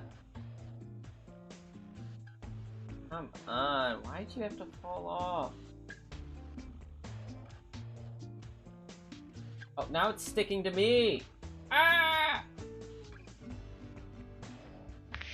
No Faith had a question an hour ago. Sorry, I wasn't checking chat. Oh, I guess I saw it. I saw it. I answered. Okay. I said we're building hydras and stuff. Okay. Hours ago. Should I? Is that?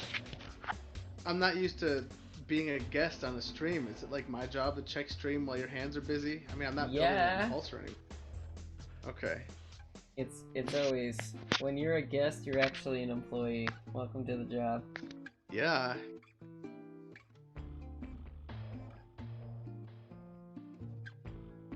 Oh my gosh.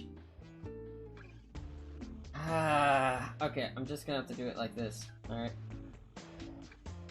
The tension is killing me. We're just going to glue it with the magnet stacking up.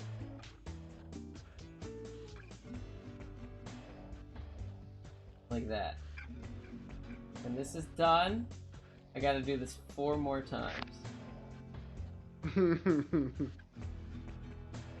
R.I.P. fingers and magnets. Alright. Especially the super glue on the fingers. Oof. I know, there is seriously a pain involved when it comes to magnets. Alright. Now we just gotta let that cook right here. Say, so, you think Rogel Dorn is gonna ever show up? I hope so, but here's the thing about that, is there already is a Rogel Dorn model for Horus Heresy.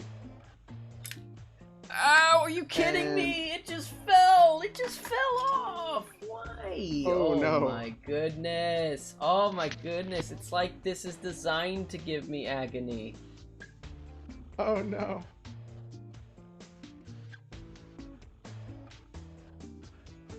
Just stay up. Alright.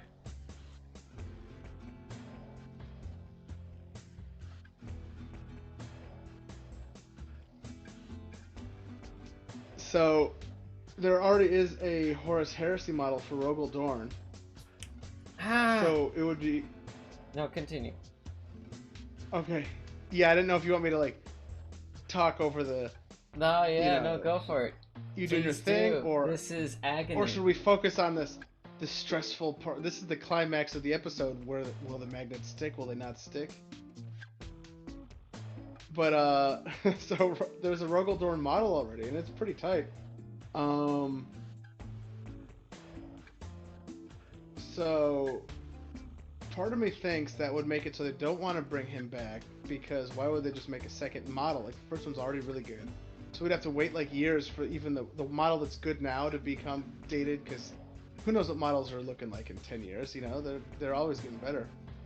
Oh, no, don't worry. They're just gonna, you know, make literal living small people, and then you get to use them in wars and kill them. Ooh. That's a thought. That is a sick thought. That is evil. How could you be in support of such things? That's the word. Yep.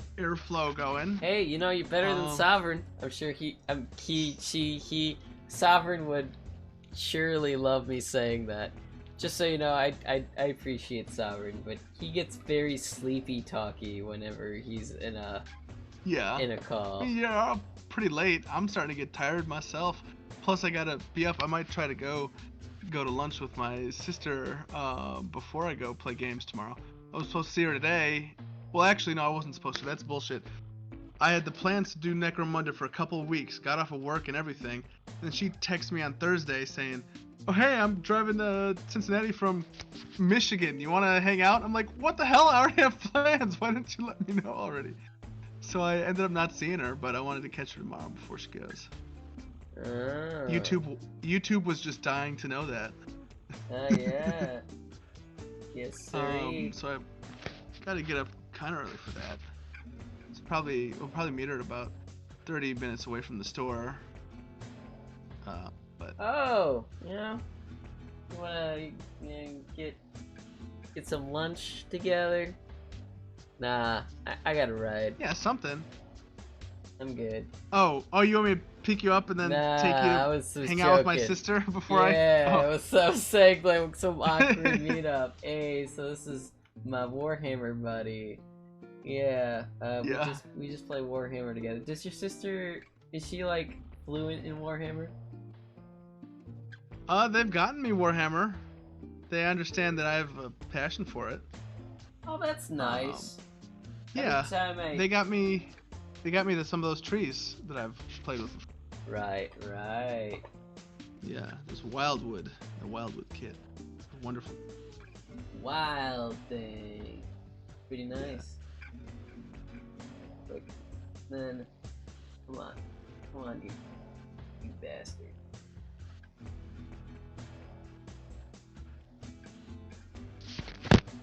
All right.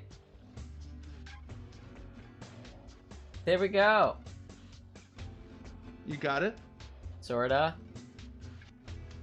Only 1/7 of the cannon's done. Or 6, or however many, 4. There you go. There you go. You messed up.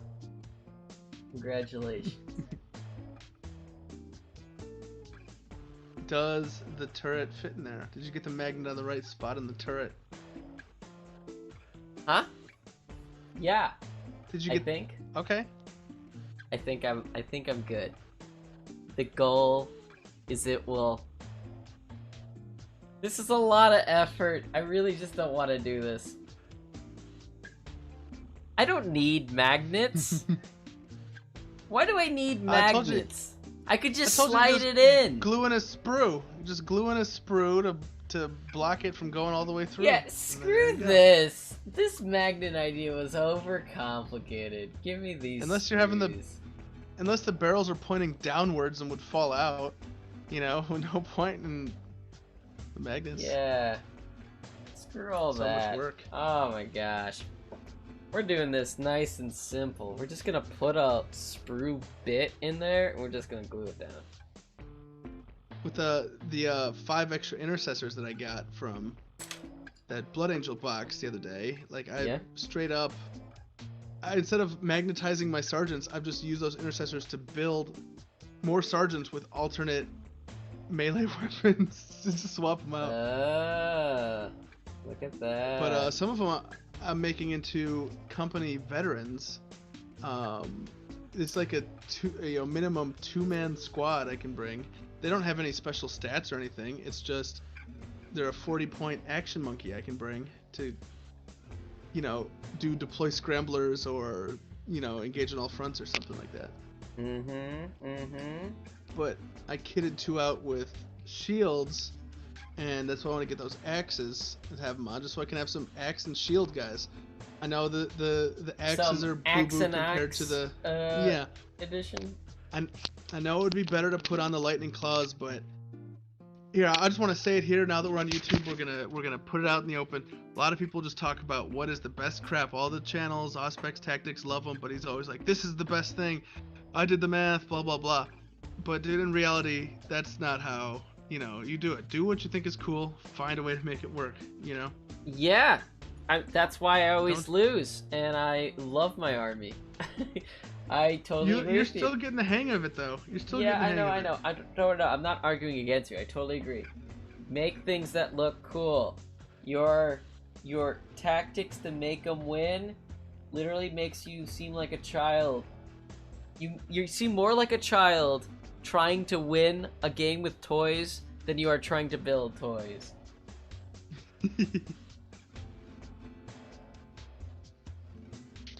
But I can't remember if it was on the stream or before the stream, but when I was talking about, you know, if you're doing like a tournament build or something, I get it. You're going to go for what is the most mathematically efficient use of these points here.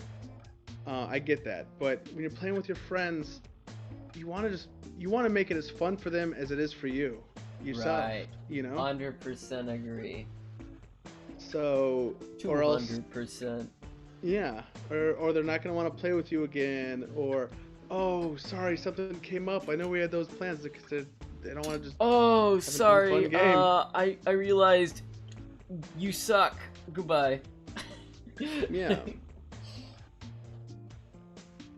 And it's always worth talking it out with your opponent. You know, if they want to have a laid back game, then don't bring your nastiest, craziest stuff. And that's totally fine. Doesn't always have to be. I'm gonna run Wow, this that was unit of you the were so week right. because These sprues just cut off a bit, put it in the tube, and then just leave it at that. This was such Yeah. an easier idea. Oh my gosh, that was simplicity. No, you were ambitious. There's a difference. dumb. Ambitious.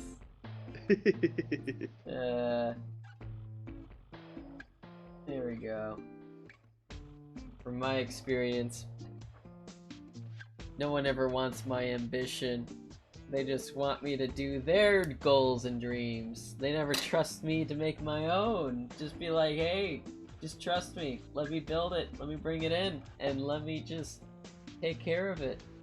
I can prove to you to be someone that will be an easy outlet for resource without you having to work hard at all. Not projecting anything direct. No direct message here. I'm just saying in general.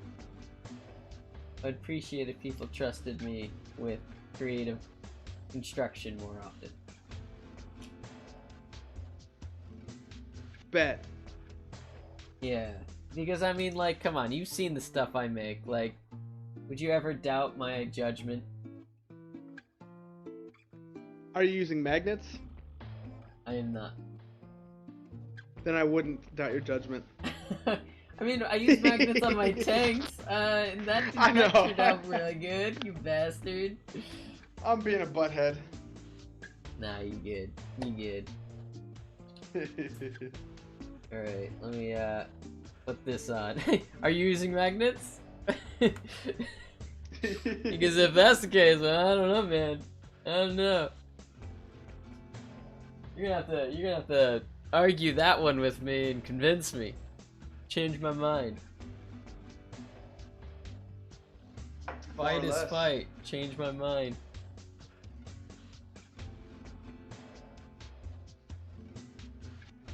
Alright. Gun shell. Nice. More gun shell.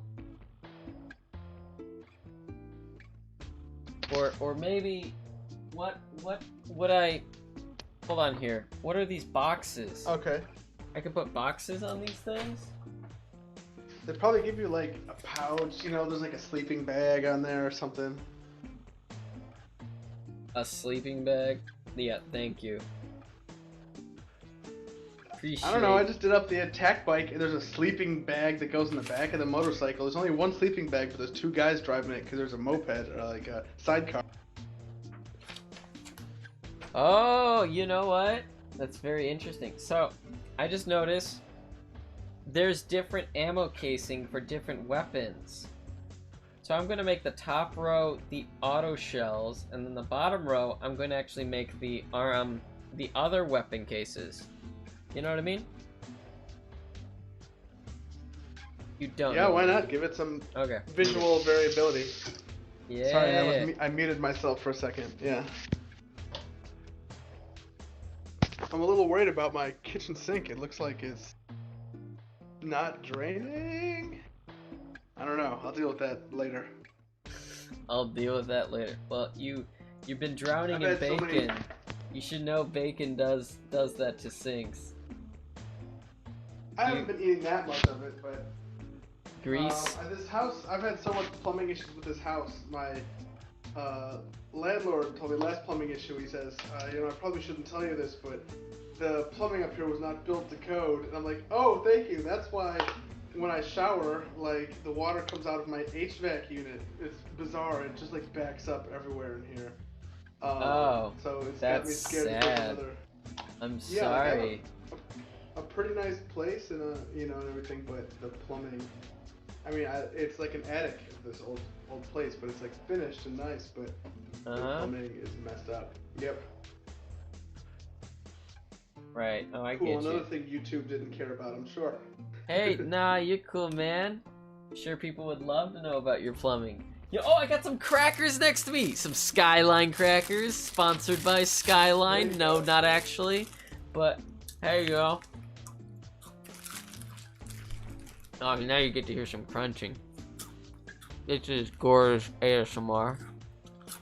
Welcome to the show. I know. If I knew we were streaming at a time, I would have like a bit for when you want to eat crackers. I could just go on a monologue about some bullshit that, I don't know, a hot take of some sort. Do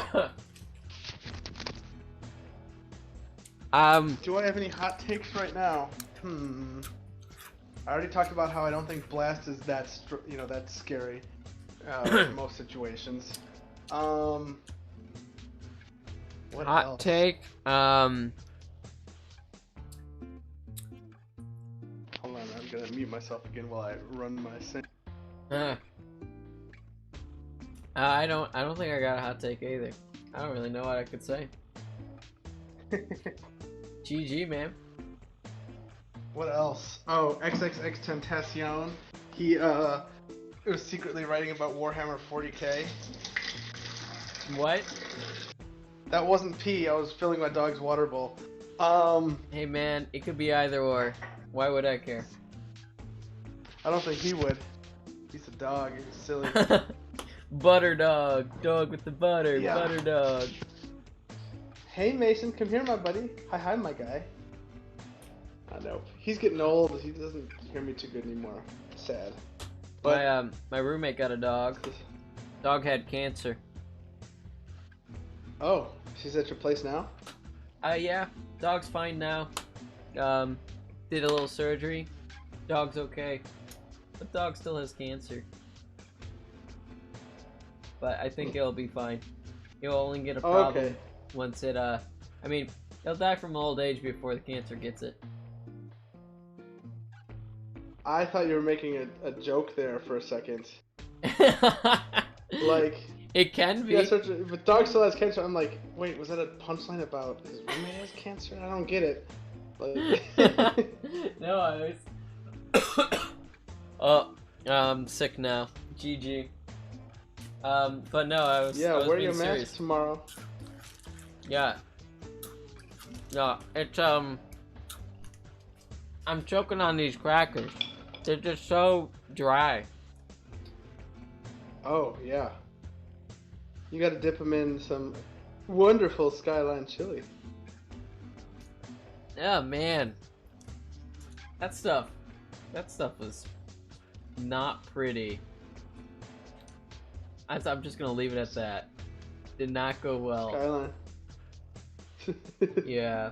Skyline is not something that I was expecting to be so upsetting to my stomach.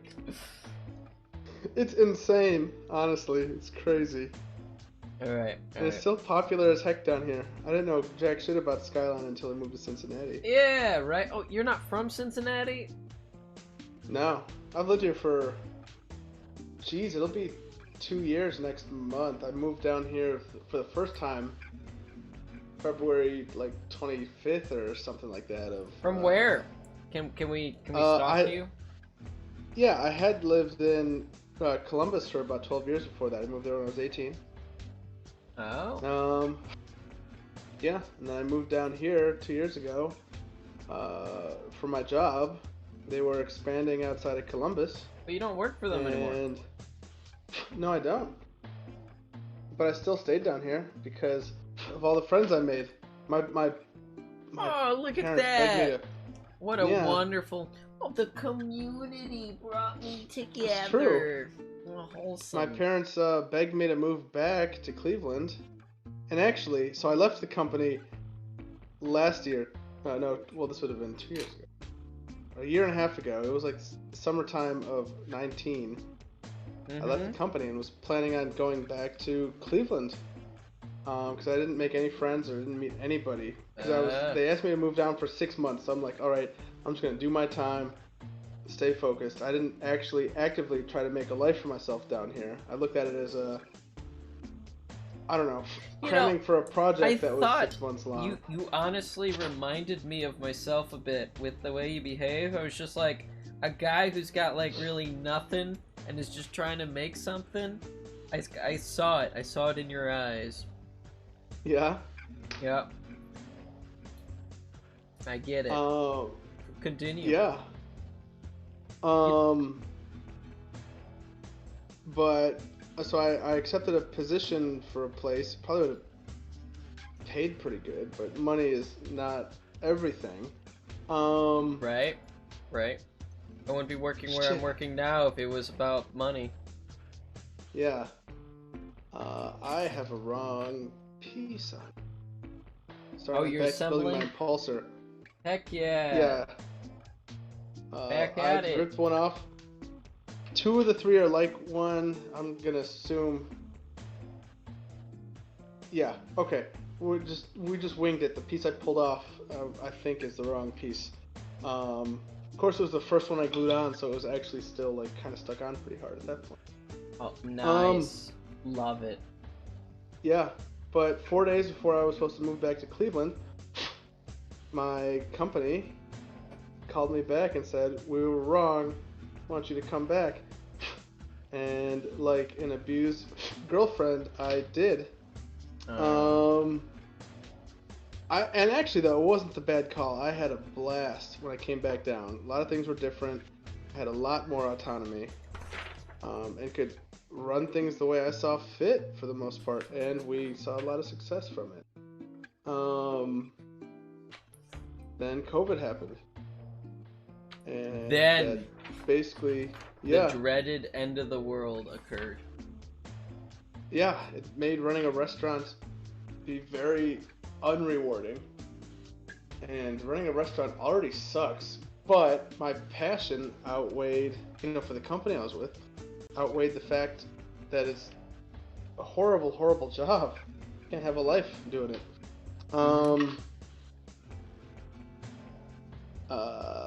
So then all that stuff happened, and my attitude went downhill, and I was let go, and I don't have any hard feelings about it because it was the right call. My head wasn't in it anymore. And then my parents wanted me to move back again because they miss me. I'm sort of a, I see them only once a year, maybe twice a year. But I didn't want to, Made a lot of friends at Mavericks. Mavericks was my escape.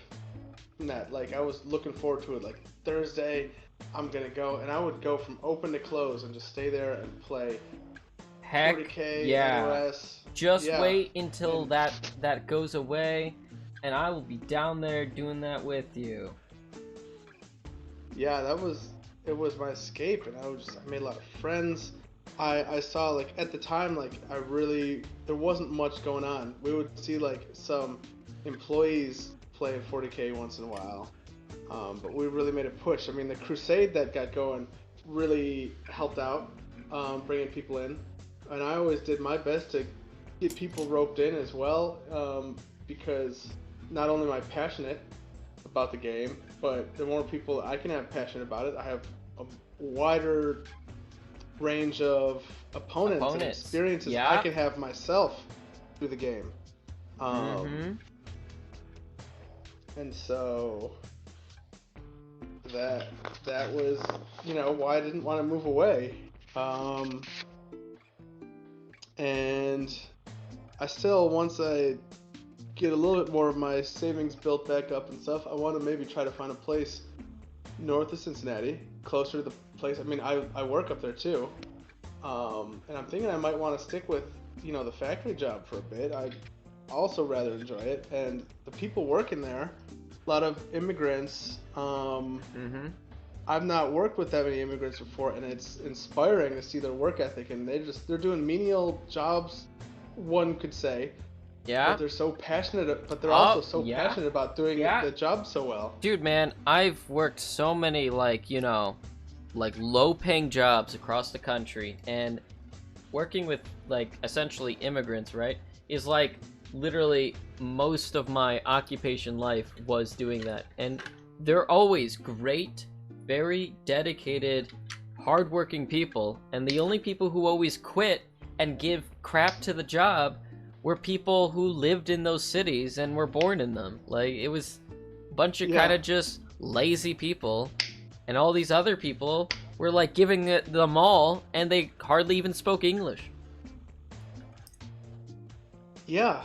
And so, like, that is, I know it sounds corny, but it's an inspiration to me to want to put passion in. Like, I don't want to be the weak of it. I don't want to sap anyone's energy or that's how I felt, man. Totally get it. Or enthusiasm. It's like, so they're showing thing. it, I'm gonna put it in too, or else I'm letting them down. I know my job as a quality assurance tech, I'm just going there and basically checking after their work the whole time. I'm going and checking serial numbers, making sure the ingredients are right, making sure that everything is clean, checking x-rays, like that type of thing.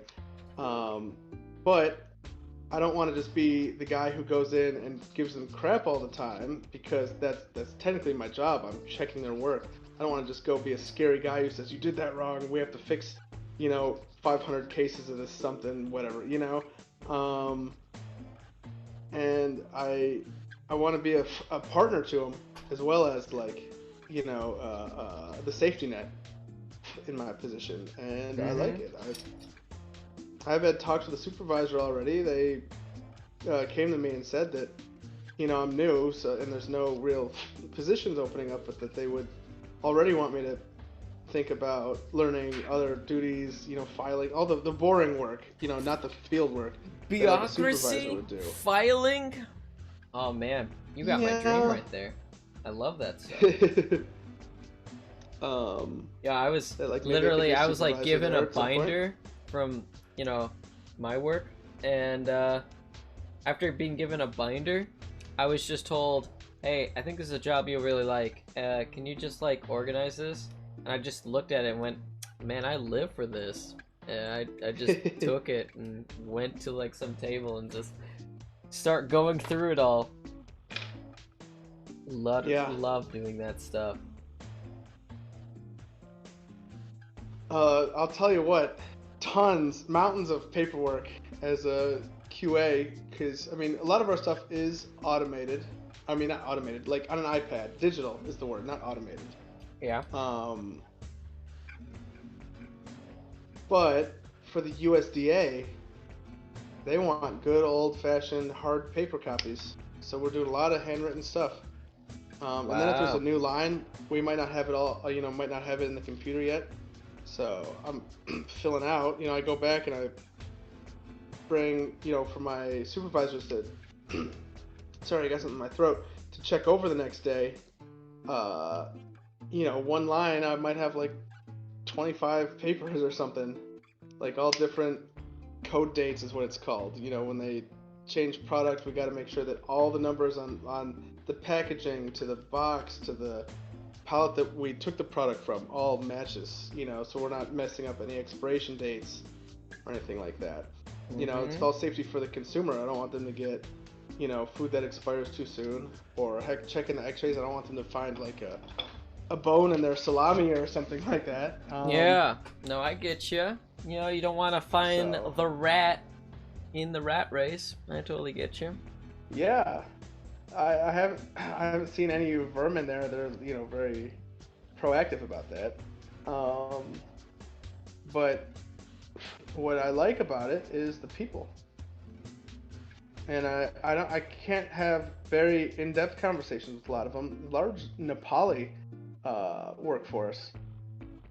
Though I do know a little Hindi I had an Indian roommate in college, and so there's some similarities in some words and stuff like that. But I certainly can't do anything in detail, or close to it, I should say. All right, here. Side note, check this out. So on the stream here, I have the Hydra tank, right, with its guns, but then there's that core where the control room would be, and this is supposed to be the control pilot. You're gonna see all this in a second. It's gonna be delayed. And instead of having it as like a control cockpit for the person to operate, I'm considering the idea of turning it around and like pretending it's a little robot that's going into the machine and then operating it. Yeah. See? He's automating it. Yeah. Seems a little silly, but at the same time, it works.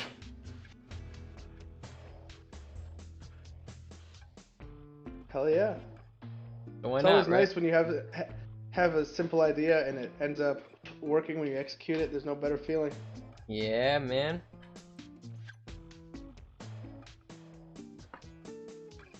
A lot of bits here, though. It's very wiggly. Fiddly bits. Yeah. Speaking of fiddly, I'm building more tracks to the impulsor. Or whatever, anti-grav repulsor shit. Yeah, good answer. Bro, I don't know the technology. Why Robots. I do agree. This is artificial intelligent magnet robot. Manned by a person with the computers embedded in their brain. Or a tech marine, I don't freaking... Doesn't really matter. Yeah. And then, watch this, I can pop these little guns out and make a wyvern. Ta-da! Heck yeah. You did the little sprue bit to block all the barrels? Yep. In? So, Hell yeah. they're locked out of falling way into the barrel. Never to be seen again. These gun barrels are an innie, not an outie. Thank you. That was funny. Alright, so now that that's done, I got a lot more to do, but I'm not doing it now. I don't know. I don't know what to do. How am I supposed to make this work? This tank is done. This stuff takes a while to make. Oh, it always does. He built it faster than I built my impulsor, and I had an hour head start on that. I'm a slow builder sometimes. But the time flies by. Like, I'll look up and be like, oh shit, it's been an hour and a half. Yeah. Yeah, like, sometimes for a minute here, I've been just staring at this, just almost going brain dead. Oh my gosh. Thank you for giving me a reason to finish this, at least. And maybe... Oh wait, no. Tomorrow's Sunday. Nothing's gonna be delivered. Maybe it'll shoot a storm raven out of the sky tomorrow. Yeah, maybe. One problem I have, though, is I don't have the bases for all my last cannons, so how am I supposed to use them in-game?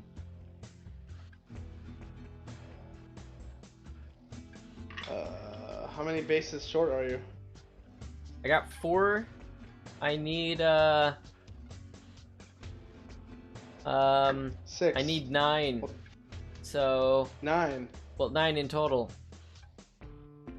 Your mortar teams? Yeah. I have 4 because 1 sentinel, and then the 3 heavy weapon teams that come with the battle set. But, I need, if they're getting killed tomorrow, they're getting killed, it's from melee, not from shooting, so, like, the base will matter a little bit. Yeah. Yeah, it does. Well, Stormraven has good shooting. Don't sleep on that. The rest of the Yeah. army, he's gonna be melee as shit. You already know that, so. Yeah.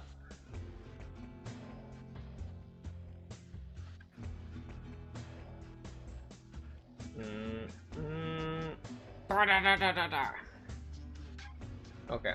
Sound like the aliens from Mars Attacks. It I'm telling you, man. ain't unusual to be loved by anyone. I mean, yeah, nothing's gonna be delivered by mail. But what about Amazon? Oh wait, no, I didn't order from Amazon. Shoot! What are you talking about? Like a week ago, I ordered like Oh, a dozen bases from Reaper. Yeah, it's always nice to have extra bases.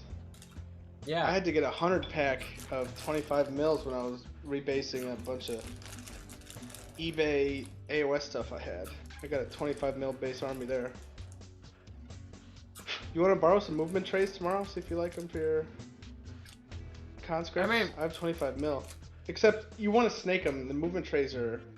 Do you I got them for AOS, but do you have any 60mm bases? no 60s. I have a bunch of spare 40s because I just got to pack in for Tyranid stuff I'm doing, where I'm turning the gargoyles into Sky Swarm slashers. So I got a bunch of 40 mils for that. No 60s. Or are they 50s? I think they might be 50s, but the 60 is like the small dreadnought base. They could be. I could just look on GW's site. Unless they come with square bases or some shit because it's such an old kid. I don't know. Well, that's not gonna help unless you have them. Yeah. Well, I mean, if you put a message in, our friend Seeking Glory, the what else? What is his Discord name? Necron Overlord. Has like tons and tons of all size bases, but even then, like 60 mils are kind of rare, so I wouldn't expect him to have a bunch of extras. But you gotta go over his house sometime. He's got like, they're all filed away. He's like, oh, you're looking for a sword, and he pulls out a tray, and it's like every single weapon is like its own little slot. Oh my gosh! All right, so Yeah. I got 4. I need 5, 6, 7, 8, 9. I need 5. Hold on. Let me message him. Let's see. He might get up soon. He gets up at like 6 or 7. Talk about the Necron Overlord, right? Yeah, not the other Necron Overlord, but the main Necron Overlord. Yeah. I think it's funny how they did the other guy like that, where it's like Necron Overlord, and the other guy is the other Necron guy. It's literally his name, because we didn't name ourselves. I mean, some people have changed it. Keeper of Slanesh named us in the Discord based on our Crusade armies. So he just named other Necron dude. That's funny. He never named me. I was just Grand Marshal from the get-go. Well, you didn't need to be renamed, yeah. I am it. Alright. But it just became important when we were like scheduling matches and stuff to know our real names. So that's why the real name, but then the nickname based on what army we play. And I haven't played Custodes in a minute, but that's what I was playing in Crusade. Actually, the last Crusade game was the last time I played Custodes. What the heck? I can't find it. Wait, I'll just... Hold on. Let me see here. Where is this bastard? I know he's here. Hold on. I'll just, search.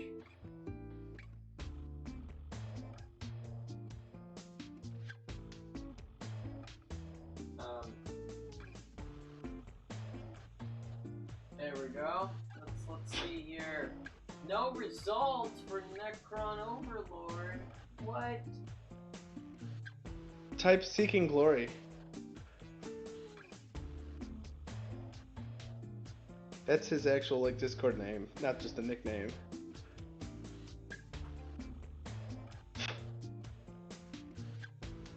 Okay, hold on. For some reason, I'm scrolling up this chat, and I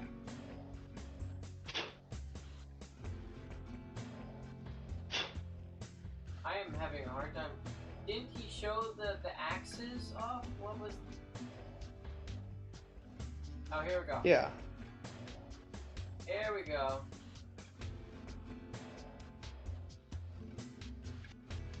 Boy, you got some 60mm bases.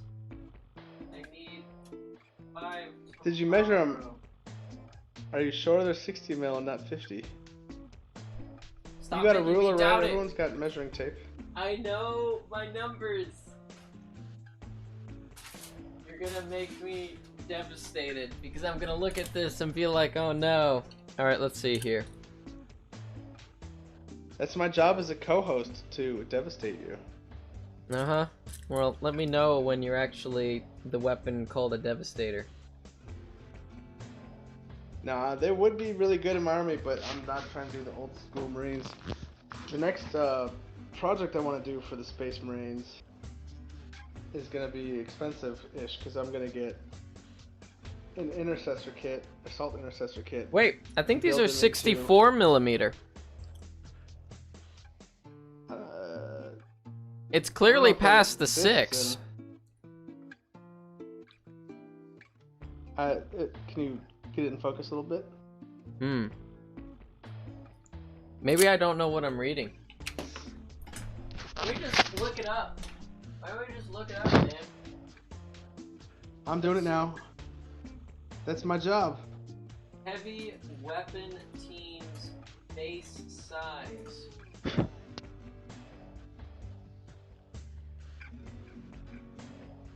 Here we go. Bolter and chainsword.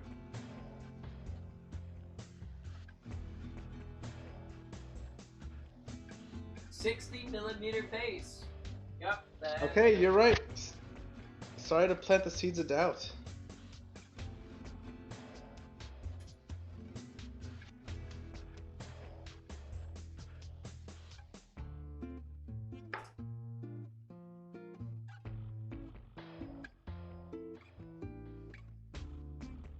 But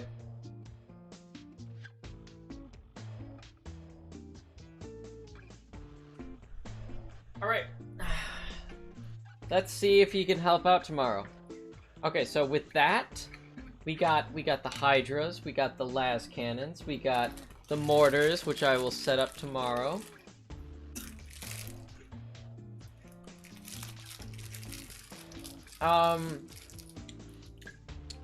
We got the guardsmen. I gotta assemble 2 squads of guardsmen.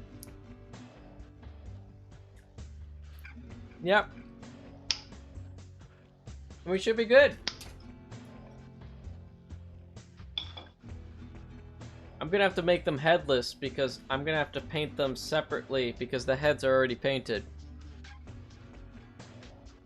That's morbid. Yeah. Bunch of headless guardsmen.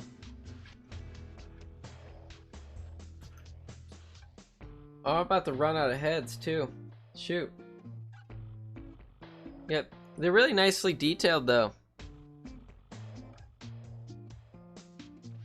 Love them. Are they from another third-party site, or? Yeah. What kind of Citadel product comes with a set of heads like that? I don't know. My point. There isn't one.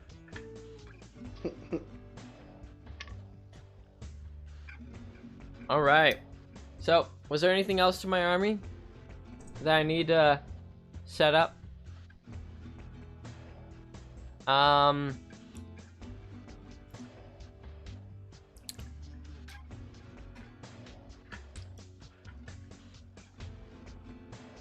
I don't think so. Right? We went over it all. Yeah. So, there's the You got custodians. enough. Those 10 guys that you're building, are they going to be the 10th, two extra squads of infantry. conscripts? No. Conscripts are all made. You have 40? Yeah. Hell yeah. There are 40 of them. Hey, look, check it out. See?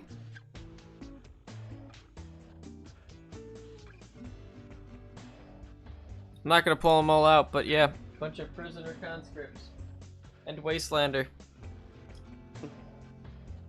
And mercenaries. I gotta finish painting them all, but yeah. Take a 3-hour nap, paint and build the rest. That's the plan. And then I'll be set to go. Tired boy. Listen, it's all for the game. I could actually probably finish and paint this Hydra in like 20 minutes. I just really need to get my stuff together. All right. Well, thanks for sticking around. I think we're just gonna wrap it up here. And I will see you tomorrow. I'll see you tomorrow, buddy. Good luck.